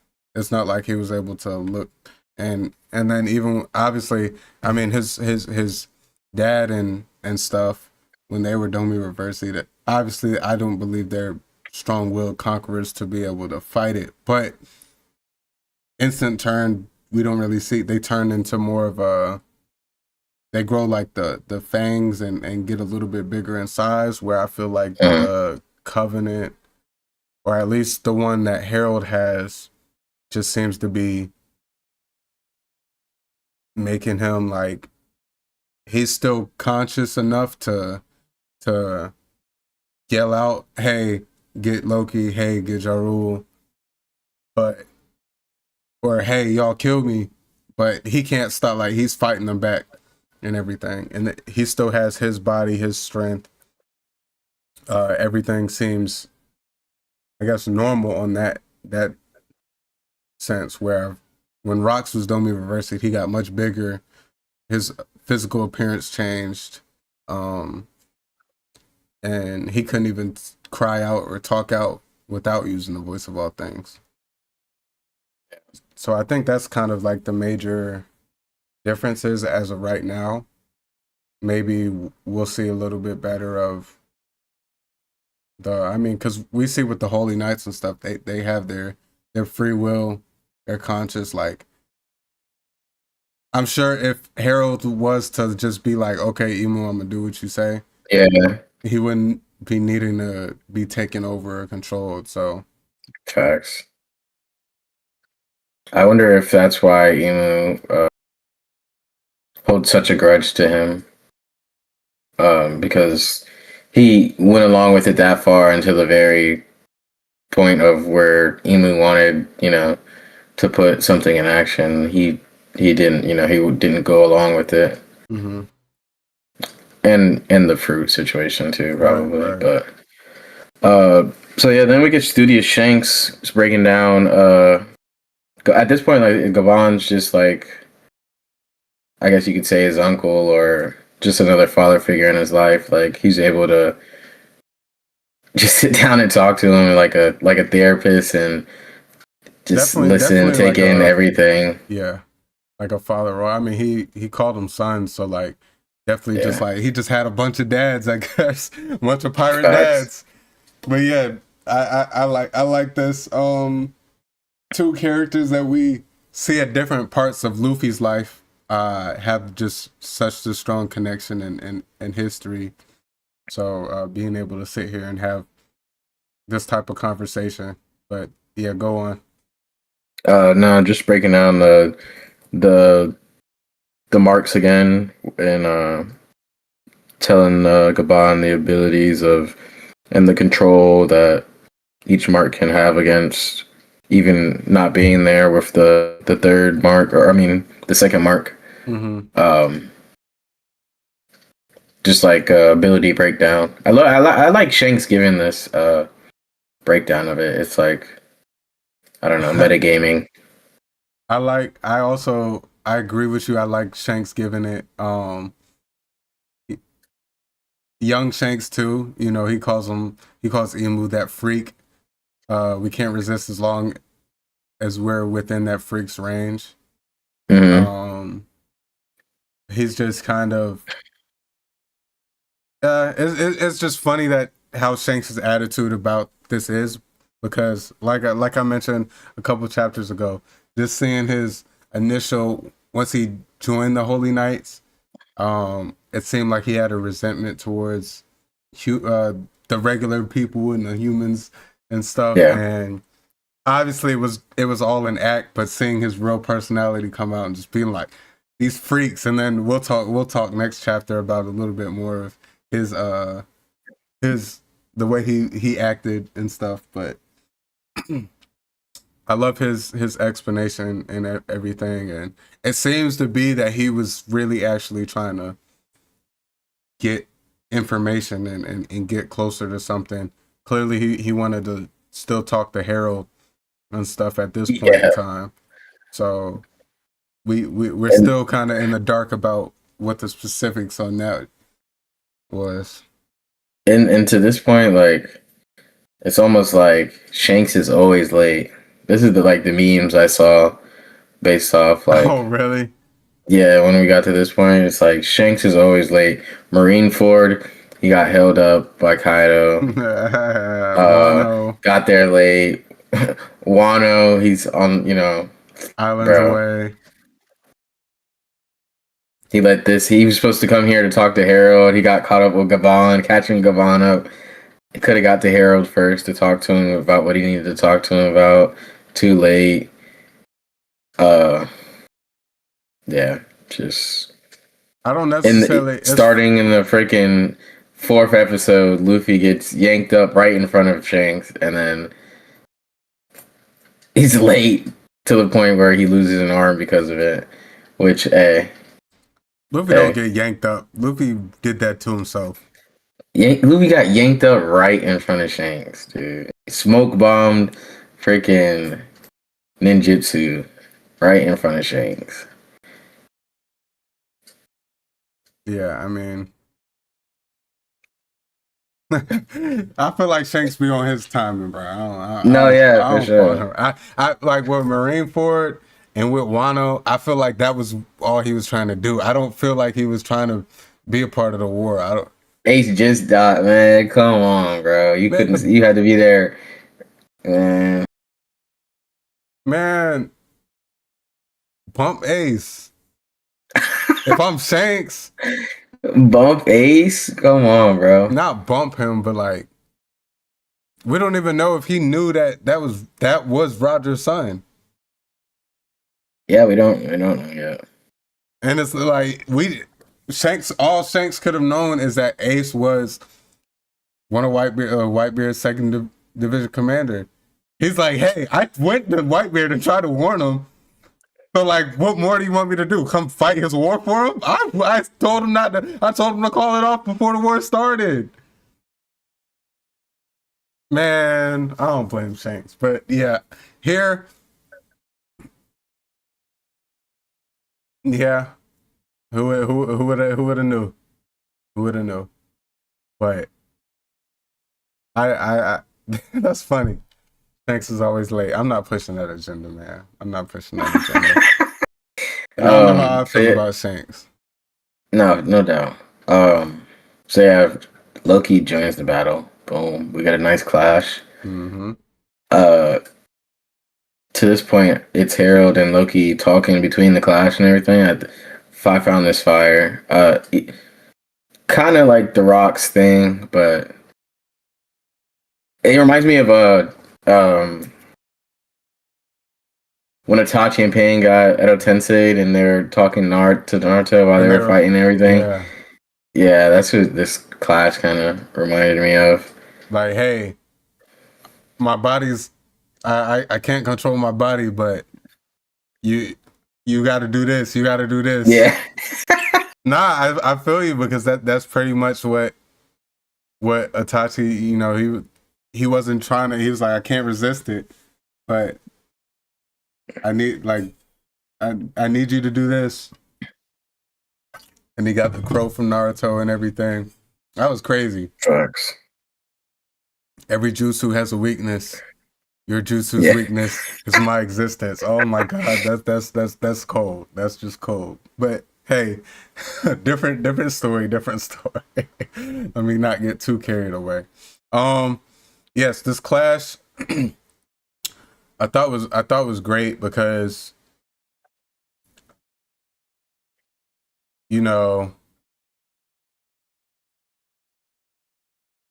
he's just, Harold, he's always been trying to do what's best for Elbaf.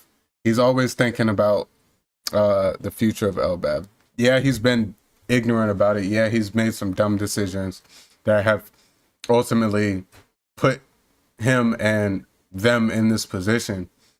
But even though it shows his supreme conqueror Hockey's will, and that like he's fighting off his guards and stuff, but he's still conscious enough to, hey, try and tell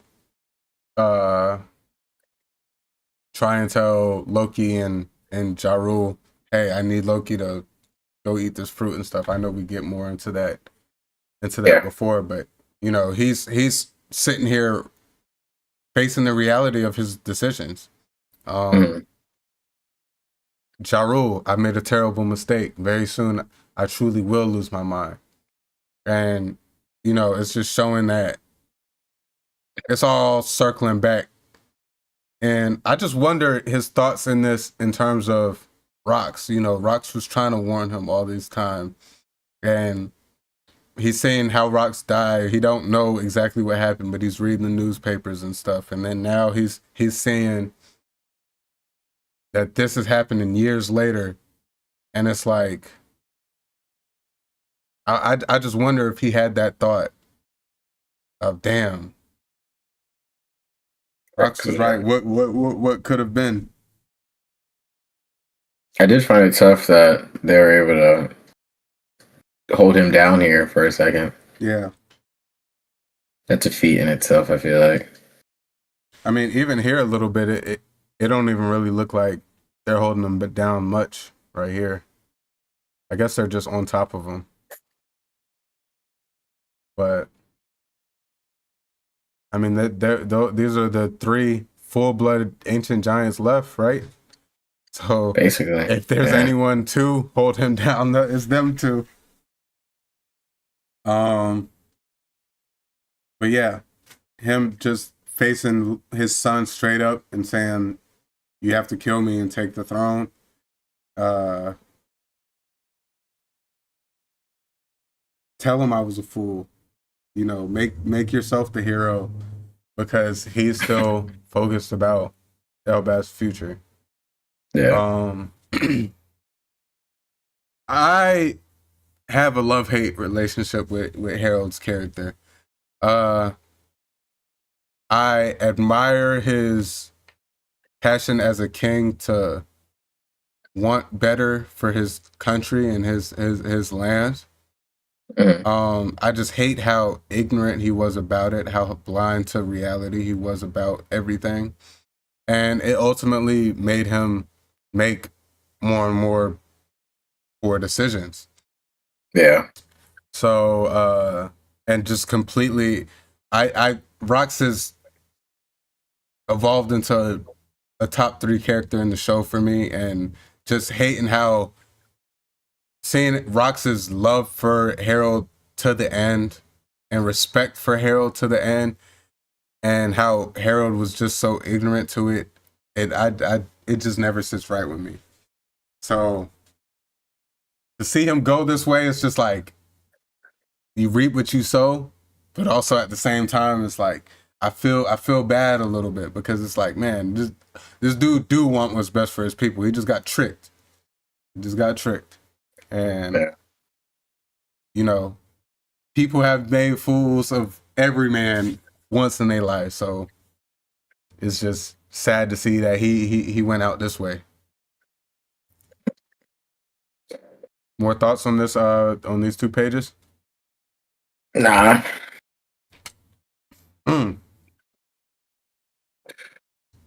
I can't wait to see this animated. Like, yeah. This is really like a nice scene. And I hope they rock out on just more fighting from Harold, display of power. He fully snaps back as Loki goes for the fruit. Yeah. And what were you about to say? No, you're good. I just was looking ahead. Yeah, I was just saying, like, that's just IMU fully taking control, at least subconsciously, and over his body and stuff, because once Loki dashes to to go. I mean, clearly the half of the major power that's restraining him is gone, and then now that's what he's supposed to be after, Imu's like, nah, enough. Enough of this nonsense. So completely taking over his body, and he's just pretty much slaughtering these guards. They're trying their best, and they're fighting back, and he's just wiping them out one by one. It's crazy to see the combined power of Imu's covenants and shoot an ancient giant. Yeah. So, now strongest in the verse. I mean, in my yeah, opinion, I mean, so. yeah, you see what they're really after in terms of and the importance of why they feel like the giants are one of the major keys for the war to come. Mm. You want to talk about this part first? That was cold. What? Where? Over here. Oh yeah. Freaking just launches his sword like a javelin straight through his freaking head. Man, that's crazy. He said, "You gave me this sword." I didn't. Yeah. Well. He said, "Take it back." I know Oda felt so cold, freaking writing that for him. Now you can have it back. Oh my god, that's so cold. Yeah. So my thoughts on these two pages was just the desperation in the whole situation. You know, we see Loki still probably confused. I mean, we got to think, taking out giant years, he's still just a teenager, and all this stuff going on is probably so much for him emotionally. Loki's always been kind of the misunderstood of, well, really, since he was born, he's just always been I'm sure confused about everything. His mom was never a mom. His dad was never truly around. His stepmom treated him like a mom and was killed by his people, and everything in his life that we've learned of Loki so much. I mean, it's pushing Loki into my top 3. Like, I really like Loki a lot. I liked him before we even got into this flashback, but just learning more about what he went through, it just makes me love his character. And just when I was reading this, just thinking about his confusion, like, I was just locked up for crashing out about my mom's, and then my dad's. They let me out, and first thing I see is my dad crashing out, taking everybody out, telling me to kill him. And he was like, "I'm just listening," because he's just, I'm sure the situation's just so desperate and dire. And then even for Ja Rule to like come to his senses and stab him through the back, thinking that he's doing something, and Harold just comes around with this cold, take your blade back, and now we know why Ja Rule got the sword in his head. But and then Harold saying that he's gonna eat the fruit and take Ragnar. Yes. And chasing down Loki, that shit's yeah hilarious. They better animate that funnily. I know it's like a dire situation, but it's like, it'd be funny to have some comedy in that moment. Mm-hmm. But yeah, we get the goats themselves putting some attacks on Harold, the Immortal. Yep. I know that when that animated, it's gonna be Ooh. Shanks clean ass and scene. Gabon coming through.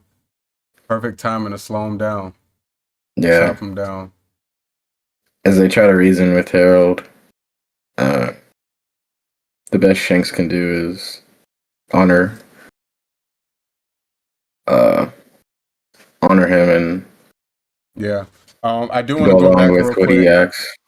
I do want to go Yeah. back real quick to this last panel on this page where that's when they noticed the Conqueror's hockey blast and, Mm-hmm. and started heading in that direction. So at that point, that's when they were able to get there in time to at least slow him up. And Shahrul obviously recognizing Gabon and asking for help. Asking him to stop Harold and not let him go after Loki. Like you Yeah. said, they were trying to reason with Harold a little bit. They were just having that conversation, so Gabon connected the two and two. He's just like, all right, so what you were just talking about is going down right now. Yeah. And yeah. Yeah, we get Loki busting into the Forbidden Room, and an interesting turn of events. The hammer that we see him with current day is launched straight towards his head, Yep. guarding the fruit as it's like shimmering in the corner. Yeah, right and behind it. shaking, and something's up with it. We'll see on the next chapter. Yep. So speaking of that next chapter, let's get straight into it. Facts. Gonna be our finale of the episode today.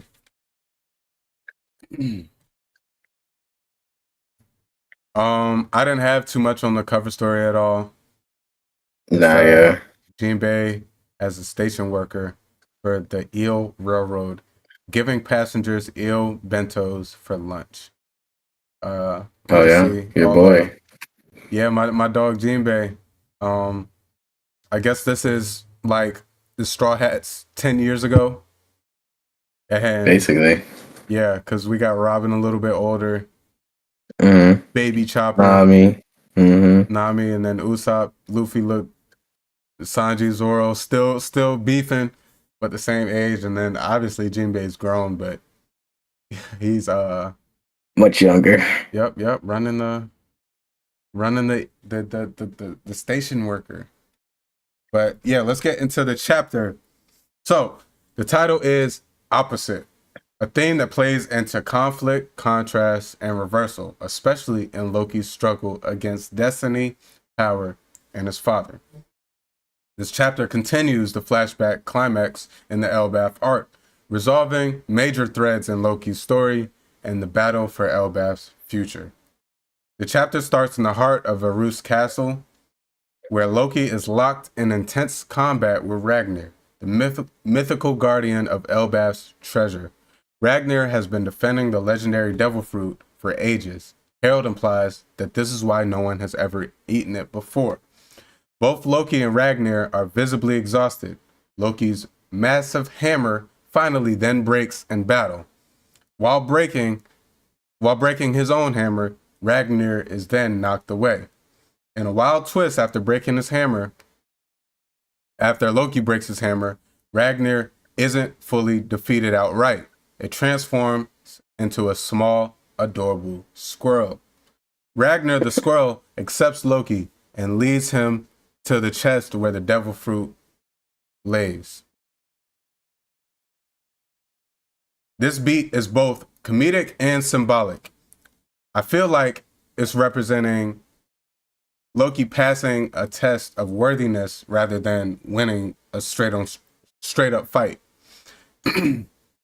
Once the chest is open, Loki eats the legendary devil fruit that Ragnar protected, something no giant has ever done before. The transformation begins immediately. His hands turn into claws. The chapter only shows Loki's silhouette in his new form. Oda, being Oda, teasing the full visual reveal as usual. This is a huge payoff, though, for Loki. He transformed from a cursed outcast to a legitimate contender for the top in the verse. Personally. Enabled by Elbaf's mythical treasure. Meanwhile, Gabon delivers a crucial talk while holding off Herald Shanks, explaining how to actually damage beings like King Harold and the Holy Knights. The trick, which we all knew, was to coat your attacks with Conqueror's Haki. Repeatedly striking with Haki causes real pain and slows generation, even against the immortal foes. As Shanks pointed out, was beginning to happen to Harold. Gabon connects this strategy to the Roger Pirates' past, explaining how they repeatedly protected Shanks from abduction by the Holy Knights. With his new Devil Fruit power, Loki returns to face his father, King Harold, who is still corrupted and nearly unstoppable. Loki and Harold clash again, but now Loki's strikes are enhanced with advanced Conqueror's Haki. The two trade blows in a brutal, climactic sequence. Loki ultimately lands the final strike against Harold, shattering him, a tragic moment that we needed between the king and his outcasted son. Before dying, Harold briefly regains clarity, expresses his love for Loki, and urges him to carry Elbaf forward. This is a powerful father-son moment that turns the narrative upside down. The villain becomes a tragic hero, forced into the act for the sake of his people. The chapter then wraps with Loki standing over Harold's remains, with storm and lightning imagery underscoring the transformation of both character and fate. Man, this chapter was fire. First, before I know I just summarized that. Give me a rating on last chapter before we get into this one. Chapter. I gave it Admiral. Admiral. Okay. I was thinking about the we same. got pretty good details and everything. Yeah. But it wasn't this chapter, you know? Yeah, it wasn't every panel was hitting. This chapter, facts. I think I can go ahead and say it was a Yonko. This chapter. Yeah, facts. No doubt. Yeah, it gave us last chapter was a great stepping stone for this one though. We definitely needed it. And I can say I was more excited for this chapter because of the way last chapter was set up. So I will say that. But yeah, let's get into it. First two pages. Out the gate, we get the Mjolnir vibes. As we saw last chapter, the hammer came flying at Loki. He was able to matrix that bit. And as the hammer crashes somewhere else in the castle, he busts into the room and it comes from him again. As the protector of the legendary Devil Fruit, whatever. I will say, and it's giving a lot of noise features going around as this is happening. Mm-hmm. I will say the noise features did kind of help me a little bit because I was in the same boat as Loki. I was just like, who threw that? At first, when I seen the last chapter, I was like, who threw that at him? But you did mention when we had our talks on the phone and stuff about it, the noise cues and stuff that it was moving on its own and stuff. And I think Oda did a really good job of emphasizing that again here. So I was kind of tying that into what you were saying, but keep going. Yeah, Loki caught on to it a bit late after it tried to attack him two more times. Yeah. That's really it for there. That's really all I got for that. Right. But Harold, after taking some damage from Shanks and Gabon, is recovering slowly, and but he's still like in his mind. It's like he's still trying to get to the fruit no matter what, mm-hmm. by any means. But we get Shanks and Gaban attack him some more. A fire clash, another like a dash attack to Harold's giant self. Mm-hmm. And then the Gaban goes in on like analyzing the fight and analyzing what their attacks have done so far and putting two and two together. Is it this one? He realizes Conqueror's Hockey is the goal, and then he also compares it to fighting the God's Knights back in the day that we had no idea about, that we're trying to capture Shanks as he was a kid, and the Roger Pirates seemingly diffed them every time. Yeah, I did want to. I did have more to talk about on that specific part, because first and foremost, they're having this conversation pretty casually while fighting. They're like mid-battle swinging. Like Shanks, like, how do you know the weaknesses? And he's like, oh yeah, they used to come try and grab you all the time, and we was like, we wasn't going with that. I just told you, I was like, sons does. We was not going. But it's funny because I've always wondered that once we got the reveal and everything that that Shanks was part of Roger's crew, but he was the son of Garling and everything. Mm-hmm. I was like, the world government usually keep pretty good tabs on the pirates, especially the top pirates, especially you would think the eventual king of the pirates. So I would be sure that the kids being on Roger's ship would be of talk, you know, especially One Piece. The side characters tell us everything. They be knowing. Yeah. Oh my God, you're an infamous this. You were on this so and so's crew. So like, a boy who looks just like the red hair boy. Yeah, with red hair is starting to come up on Roger's crew. It did make me think prior to this. Did they not try and do anything about it, or were they just like? So this gives us the confirmation they tried, but they wasn't doing nothing. No, yeah. And you also have to think this is years detached from God's Valley, so I would only imagine that the Roger pirates and most pirates who are involved with all pirates who are involved with God's Valley are getting stronger, where I feel like the Holy Knights necessarily aren't taking that leap. No, yeah, not as fast as the rest of those pirates in that generation of the old generation. They can rely. They don't have to rely on hockey. They just rely on devil fruits and immortality. And even if they don't have devil fruits, they make the just basic combat skills and immortality. So yeah. But Bond being able to pick up on that that shit quick is the fire. Mm-hmm.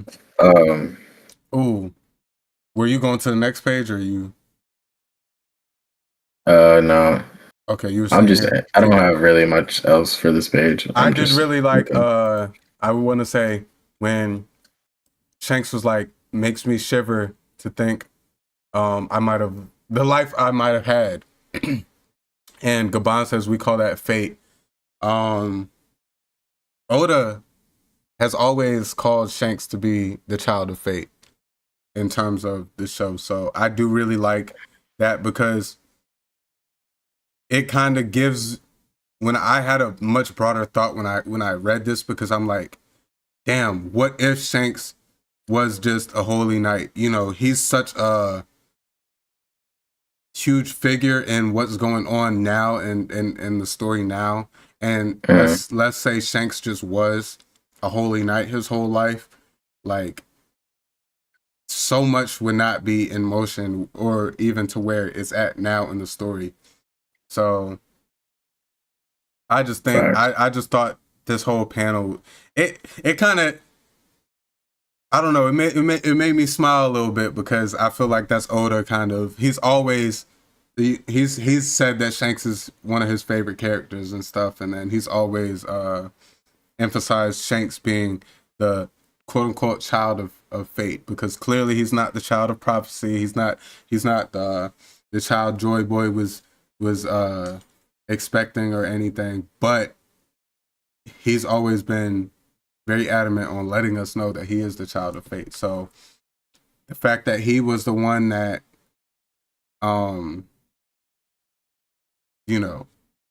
just happened to end up on Roger's crew, and now is such a prolific figure in the current timeline.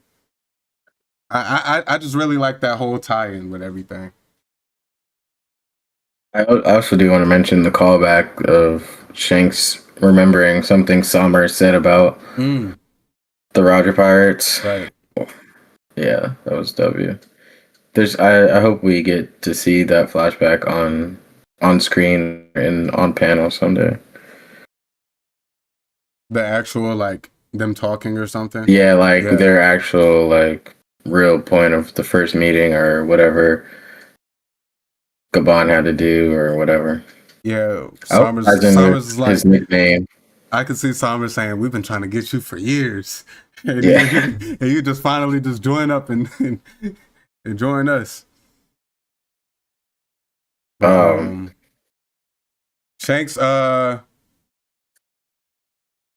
you see Shanks's character, and I see a lot of similarities with Luffy. Harold is an enemy in this current situation, but he's not a true enemy to Shanks. And he's expressing that he wants to save him. He's expressing that he's, he doesn't want to just outright kill him. And Gabon's like, pretty much like, you were the one who taught me about the despair of what it means, like, because Gabon has fought these holy knights and stuff, but Shanks actually went through the processes of becoming one. And so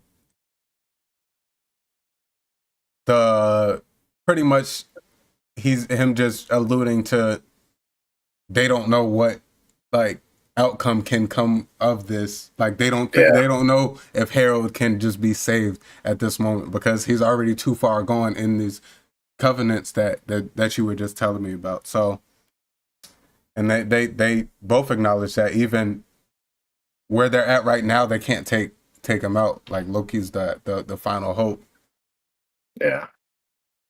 We get Loki getting tired of dealing with this hammer, so he gives off a good nice swing and bam, breaks his hammer, shatters it. But then on the flip side, the hammer also takes some damage, and we get the cute little squirrel.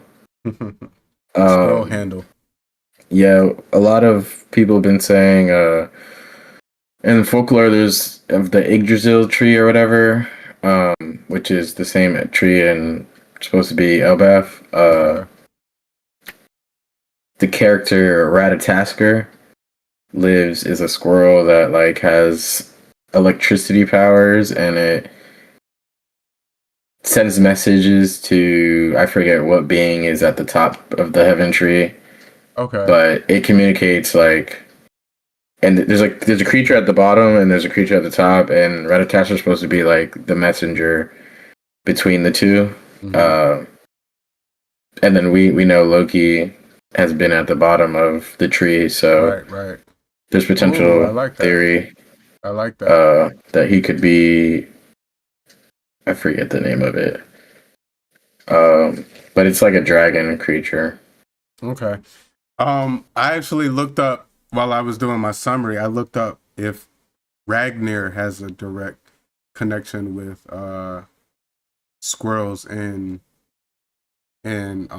Norse mythology, and it said nothing. Like, it said no, it doesn't. So I'm glad that you were able to see that point about Ragnar may not directly have a connection, but the tree in Elbaf may actually have more of that connection. And then, hey, you never know if this specific wood of Ragnar was made from that tree or something. So that does give it more of a the tie-in that I was looking for to because we know Oda likes to make those types of connections, especially, you know, we got characters and names like Loki, Ragnar, stuff like that. So I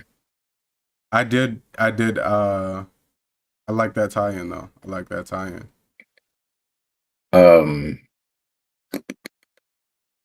So yeah, I just want to go over the Ragnar itself. So I'm guessing a squirrel ate the hammer fruit or something. Like I don't know. We're in a point of the story where I feel like since we got the introduction of Shamrock with his blade, we might be in like an era of devil fruit weapons. Yeah. But yeah, I don't even know how this squirrel I didn't think of it and this hammer could be one, but maybe the hammer ate the squirrel fruit or something. I don't know, squashed the squirrel fruit or something. I don't know. No, that's I didn't I'm not even gonna lie, I didn't even think devil fruit when I seen it. I just but there has to be some sort of explanation. For sure. So that seems to be the best. It makes the most sense to me. I guess I didn't think more just so deeply into. Damn, that hammer just turned into a squirrel. I was just like, oh, that hammer just turned into a squirrel. Cool. And it also dropped like a couple hours ago. I just read it right before. Alexa, shut up. Huh? Sorry, the Alexa. But yes, I do want to point out Gabon stating that Harold has Conqueror's Haki as well.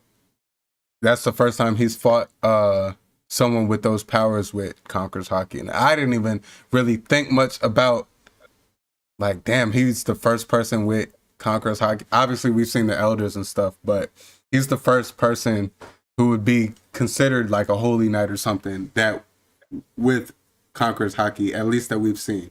We don't know. It's not confirmed with Shamrock or his pops.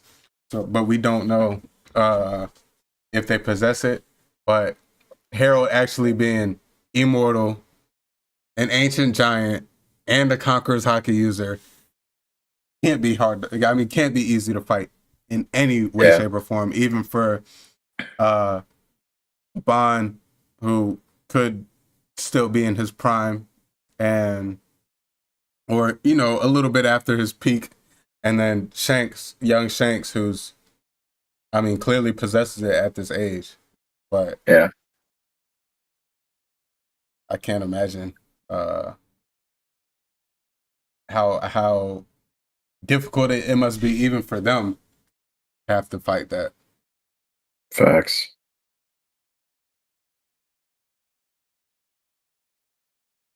So to this next page, Harold seemingly just puts all of the guards down. They just keep running in. He's just smacking. Yeah, no effort. He has freaking about 4 or 5 blades stuck in him at this point, and he squad wipes the guards. It seems like he's fighting the guards simultaneously as Shanks and Gabon as well. Just walking through shit on the way to get that fruit. We get Ja Rule immobile, pleading for everybody to keep him away. Luckily, we get the squirrel, I guess, accepts Loki. And of course, Oda's gonna blur it out and black it out. Another blacked out figure transformation. Loki eats the fruit. I was big on Team No Fruit Loki, and I thought maybe his weapon was just gonna have a devil fruit based off like him being tied. Yeah, being tied to the tree. I didn't think he was gonna get a fruit. Maybe he was lying, like the typical Loki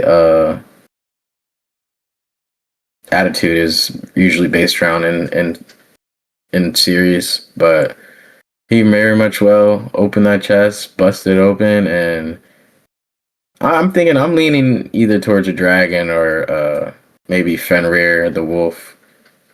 Yeah. That would be fire. I'd like that. With this, what we got here, and even with this, wow, I'm thinking some sort of werewolf type. Yeah. Oh shit. Yeah. And then with I the didn't even claws look at it like that. and like how the hair pointed up, I just thought like werewolf. Yeah. Some sort of like wolf, like mythical zone potential fruit. That's where my mind went with that. I also want to say when we first got to Elbath or to the castle, there were scratch marks everywhere. Like there were like claw marks in the And throne room that they're in. That was gonna lead me to when we do see him fight Harold, just him recovering, but with the claw mark. I just thought werewolf. Yeah. But you ready to get into this page, or you still have more here? No, I'm ready. Fenrir's supposed to be Loki's son in mythology, Oh, interesting. so maybe he got the Fenrir fruit. I'm leaning on it, I guess now. We get a crazy display of if his power just eating the fruit. It's like a Kaido situation. He's thrown into battle and I think this is a stronger feat than Kaido because he comes and blitzes Harold. No doubt. This fight is gonna be crazy though. Wait. Animated. I feel like the first half part of Elbath, this part probably won't be in, but oh no, we'll get this at the end of the year. Second. Okay, yeah, that's what I'm saying. Yeah. Yeah, we'll get this because we'll be on April, May, June, and we'll have July, August, September off, and we'll probably get it October, November, December. Those 3 months is when we're gonna get God Valley, I think, into this. Like all the flashback stuff is we're probably gonna end the first part with Loki starting to tell this flashback. That's how I think it's gonna end.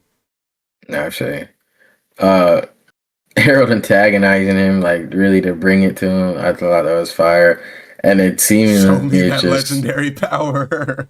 Loki's just wailing on him. Every exchange seems to be Harold losing more and more.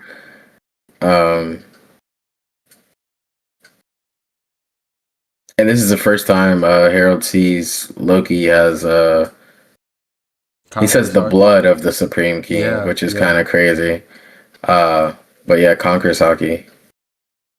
The Supreme King. Oh man, that makes me. He says the blood of the Supreme King. Now it kind of makes me like think deep.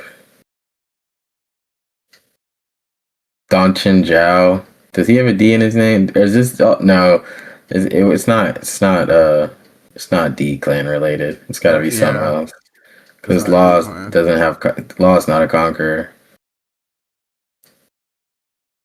And then there's conquerors that don't have the D initial. But that's dope. I did read when I read the blood of the Supreme King, maybe sit there and think, but then I was like, I'm not gonna think too deep into it because he could just mean like you just possess conquerors hockey. But it does make you think like, is there something else? No, yeah, this is fire page though. Yeah, I loved it. Just not really exchanging blows, but Harold just getting beat up by Loki. Yeah. It just goes to show like a few pages ago, Loki and Ja Rule are sitting there having to hold him down. Uh-huh. Oh, that was last chapter. I said a few pages ago. Last chapter, he was just having to hold him down. And now he comes back with the fruit and Ragnar, and he's blitzing him. Yeah. In the end, though, Harold managed to gain consciousness and say a last few words and I guess help in the future of Elbaf and just the final words before Loki indefinitely puts him down. Mm-hmm. Harold's emotions are everywhere, same as Loki's. I felt for Loki here. He's just Oh like, yeah, man, you making me kill you. Making me end your life. You my pops. And you ordered me to do that. yeah. It seems like they had a lot of tension that they never got to discuss together and everything. Like this was kind of like a closure thing, and then wham, one of the greatest shots of War's castle getting Conqueror's blasted, and probably some abilities of Ragnar itself. Lightning infused. Mm-hmm. Oof. Man, this is gonna be so good animated. I started getting choked up a little bit reading these 2 pages because I'm just like the emotion from both sides. Even Harold like thanking Loki for being that emotional when Ida died and stuff. And him just, the father-son connection to where Loki's yelling and crying and like, you're making me do this, how could you? And Harold knows like that's his way of like telling him he loves him, like, damn dad, I love you, why I gotta do this? And he's just like smiles at him and he's like, I love you too. And that was his last words to him. Very emotional scene. I think when this is animated, it's gonna have the community talking just as much as we was with Kuma. Yeah. Maybe even more. I'll never forgive you for this. How dare you force me to do this dirty work. Tough. Yeah, man. But great man, this is gonna look so good. And then this crazy panel. Double spread. Oh my gosh, this crazy panel. Shattered into pieces. And he's blown out of proportion. One thing I will say is like Oda had him come through with his devil fruit and then immediately turn out of it. It's like, damn, bro, you got that much control. You didn't need it anymore. Like, that's gonna be so crazy. Oof. What a great panel. All that matters is the future of Elbaf. Man. Dang. Chapter 1170. Yonko. This last panel was crazy. Man. Great way to start the year. Yep. Fantastic way to start the year. I really enjoyed all of it. Final thoughts on both 1169 and 1170. Peakmas. Appreciate Oda for delivering such a beautiful Christmas present for us fans. I expect no less. And I only think it's up from here. Yeah. Next chapter, who even knows where it goes? I can't wait to see the leaks come out this week. I don't pay attention to no leaks. I leave that to all my dogs, but I'm excited for next week. Yeah, facts. Definitely excited. Yeah. Hold on, real quick.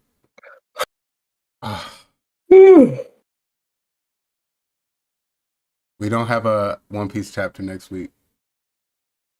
Oh, it's still on. Yep, every other week. I think he said. That's every other week. Yeah.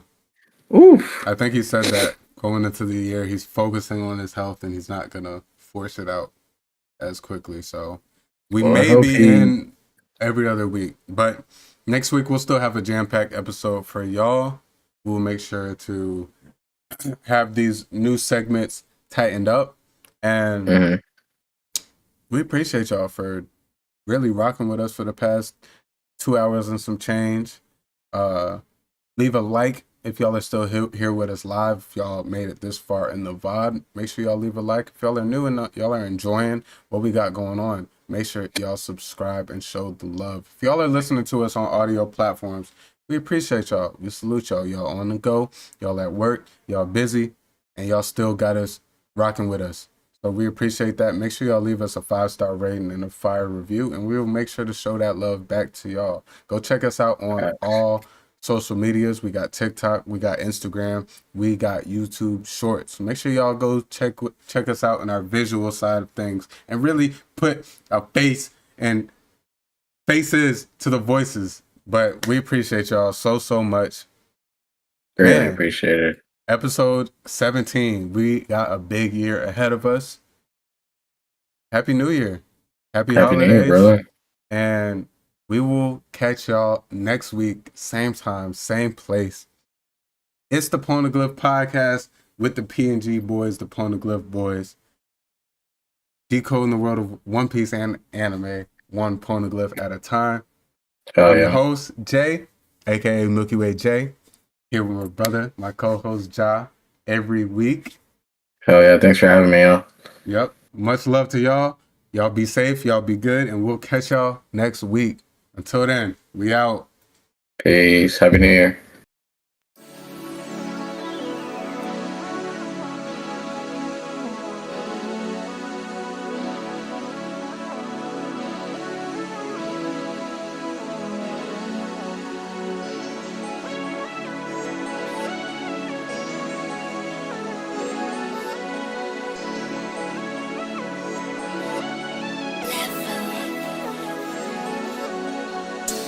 If you're not feeling it, be honest. I'm dashing in the coupe and going Sonic speed.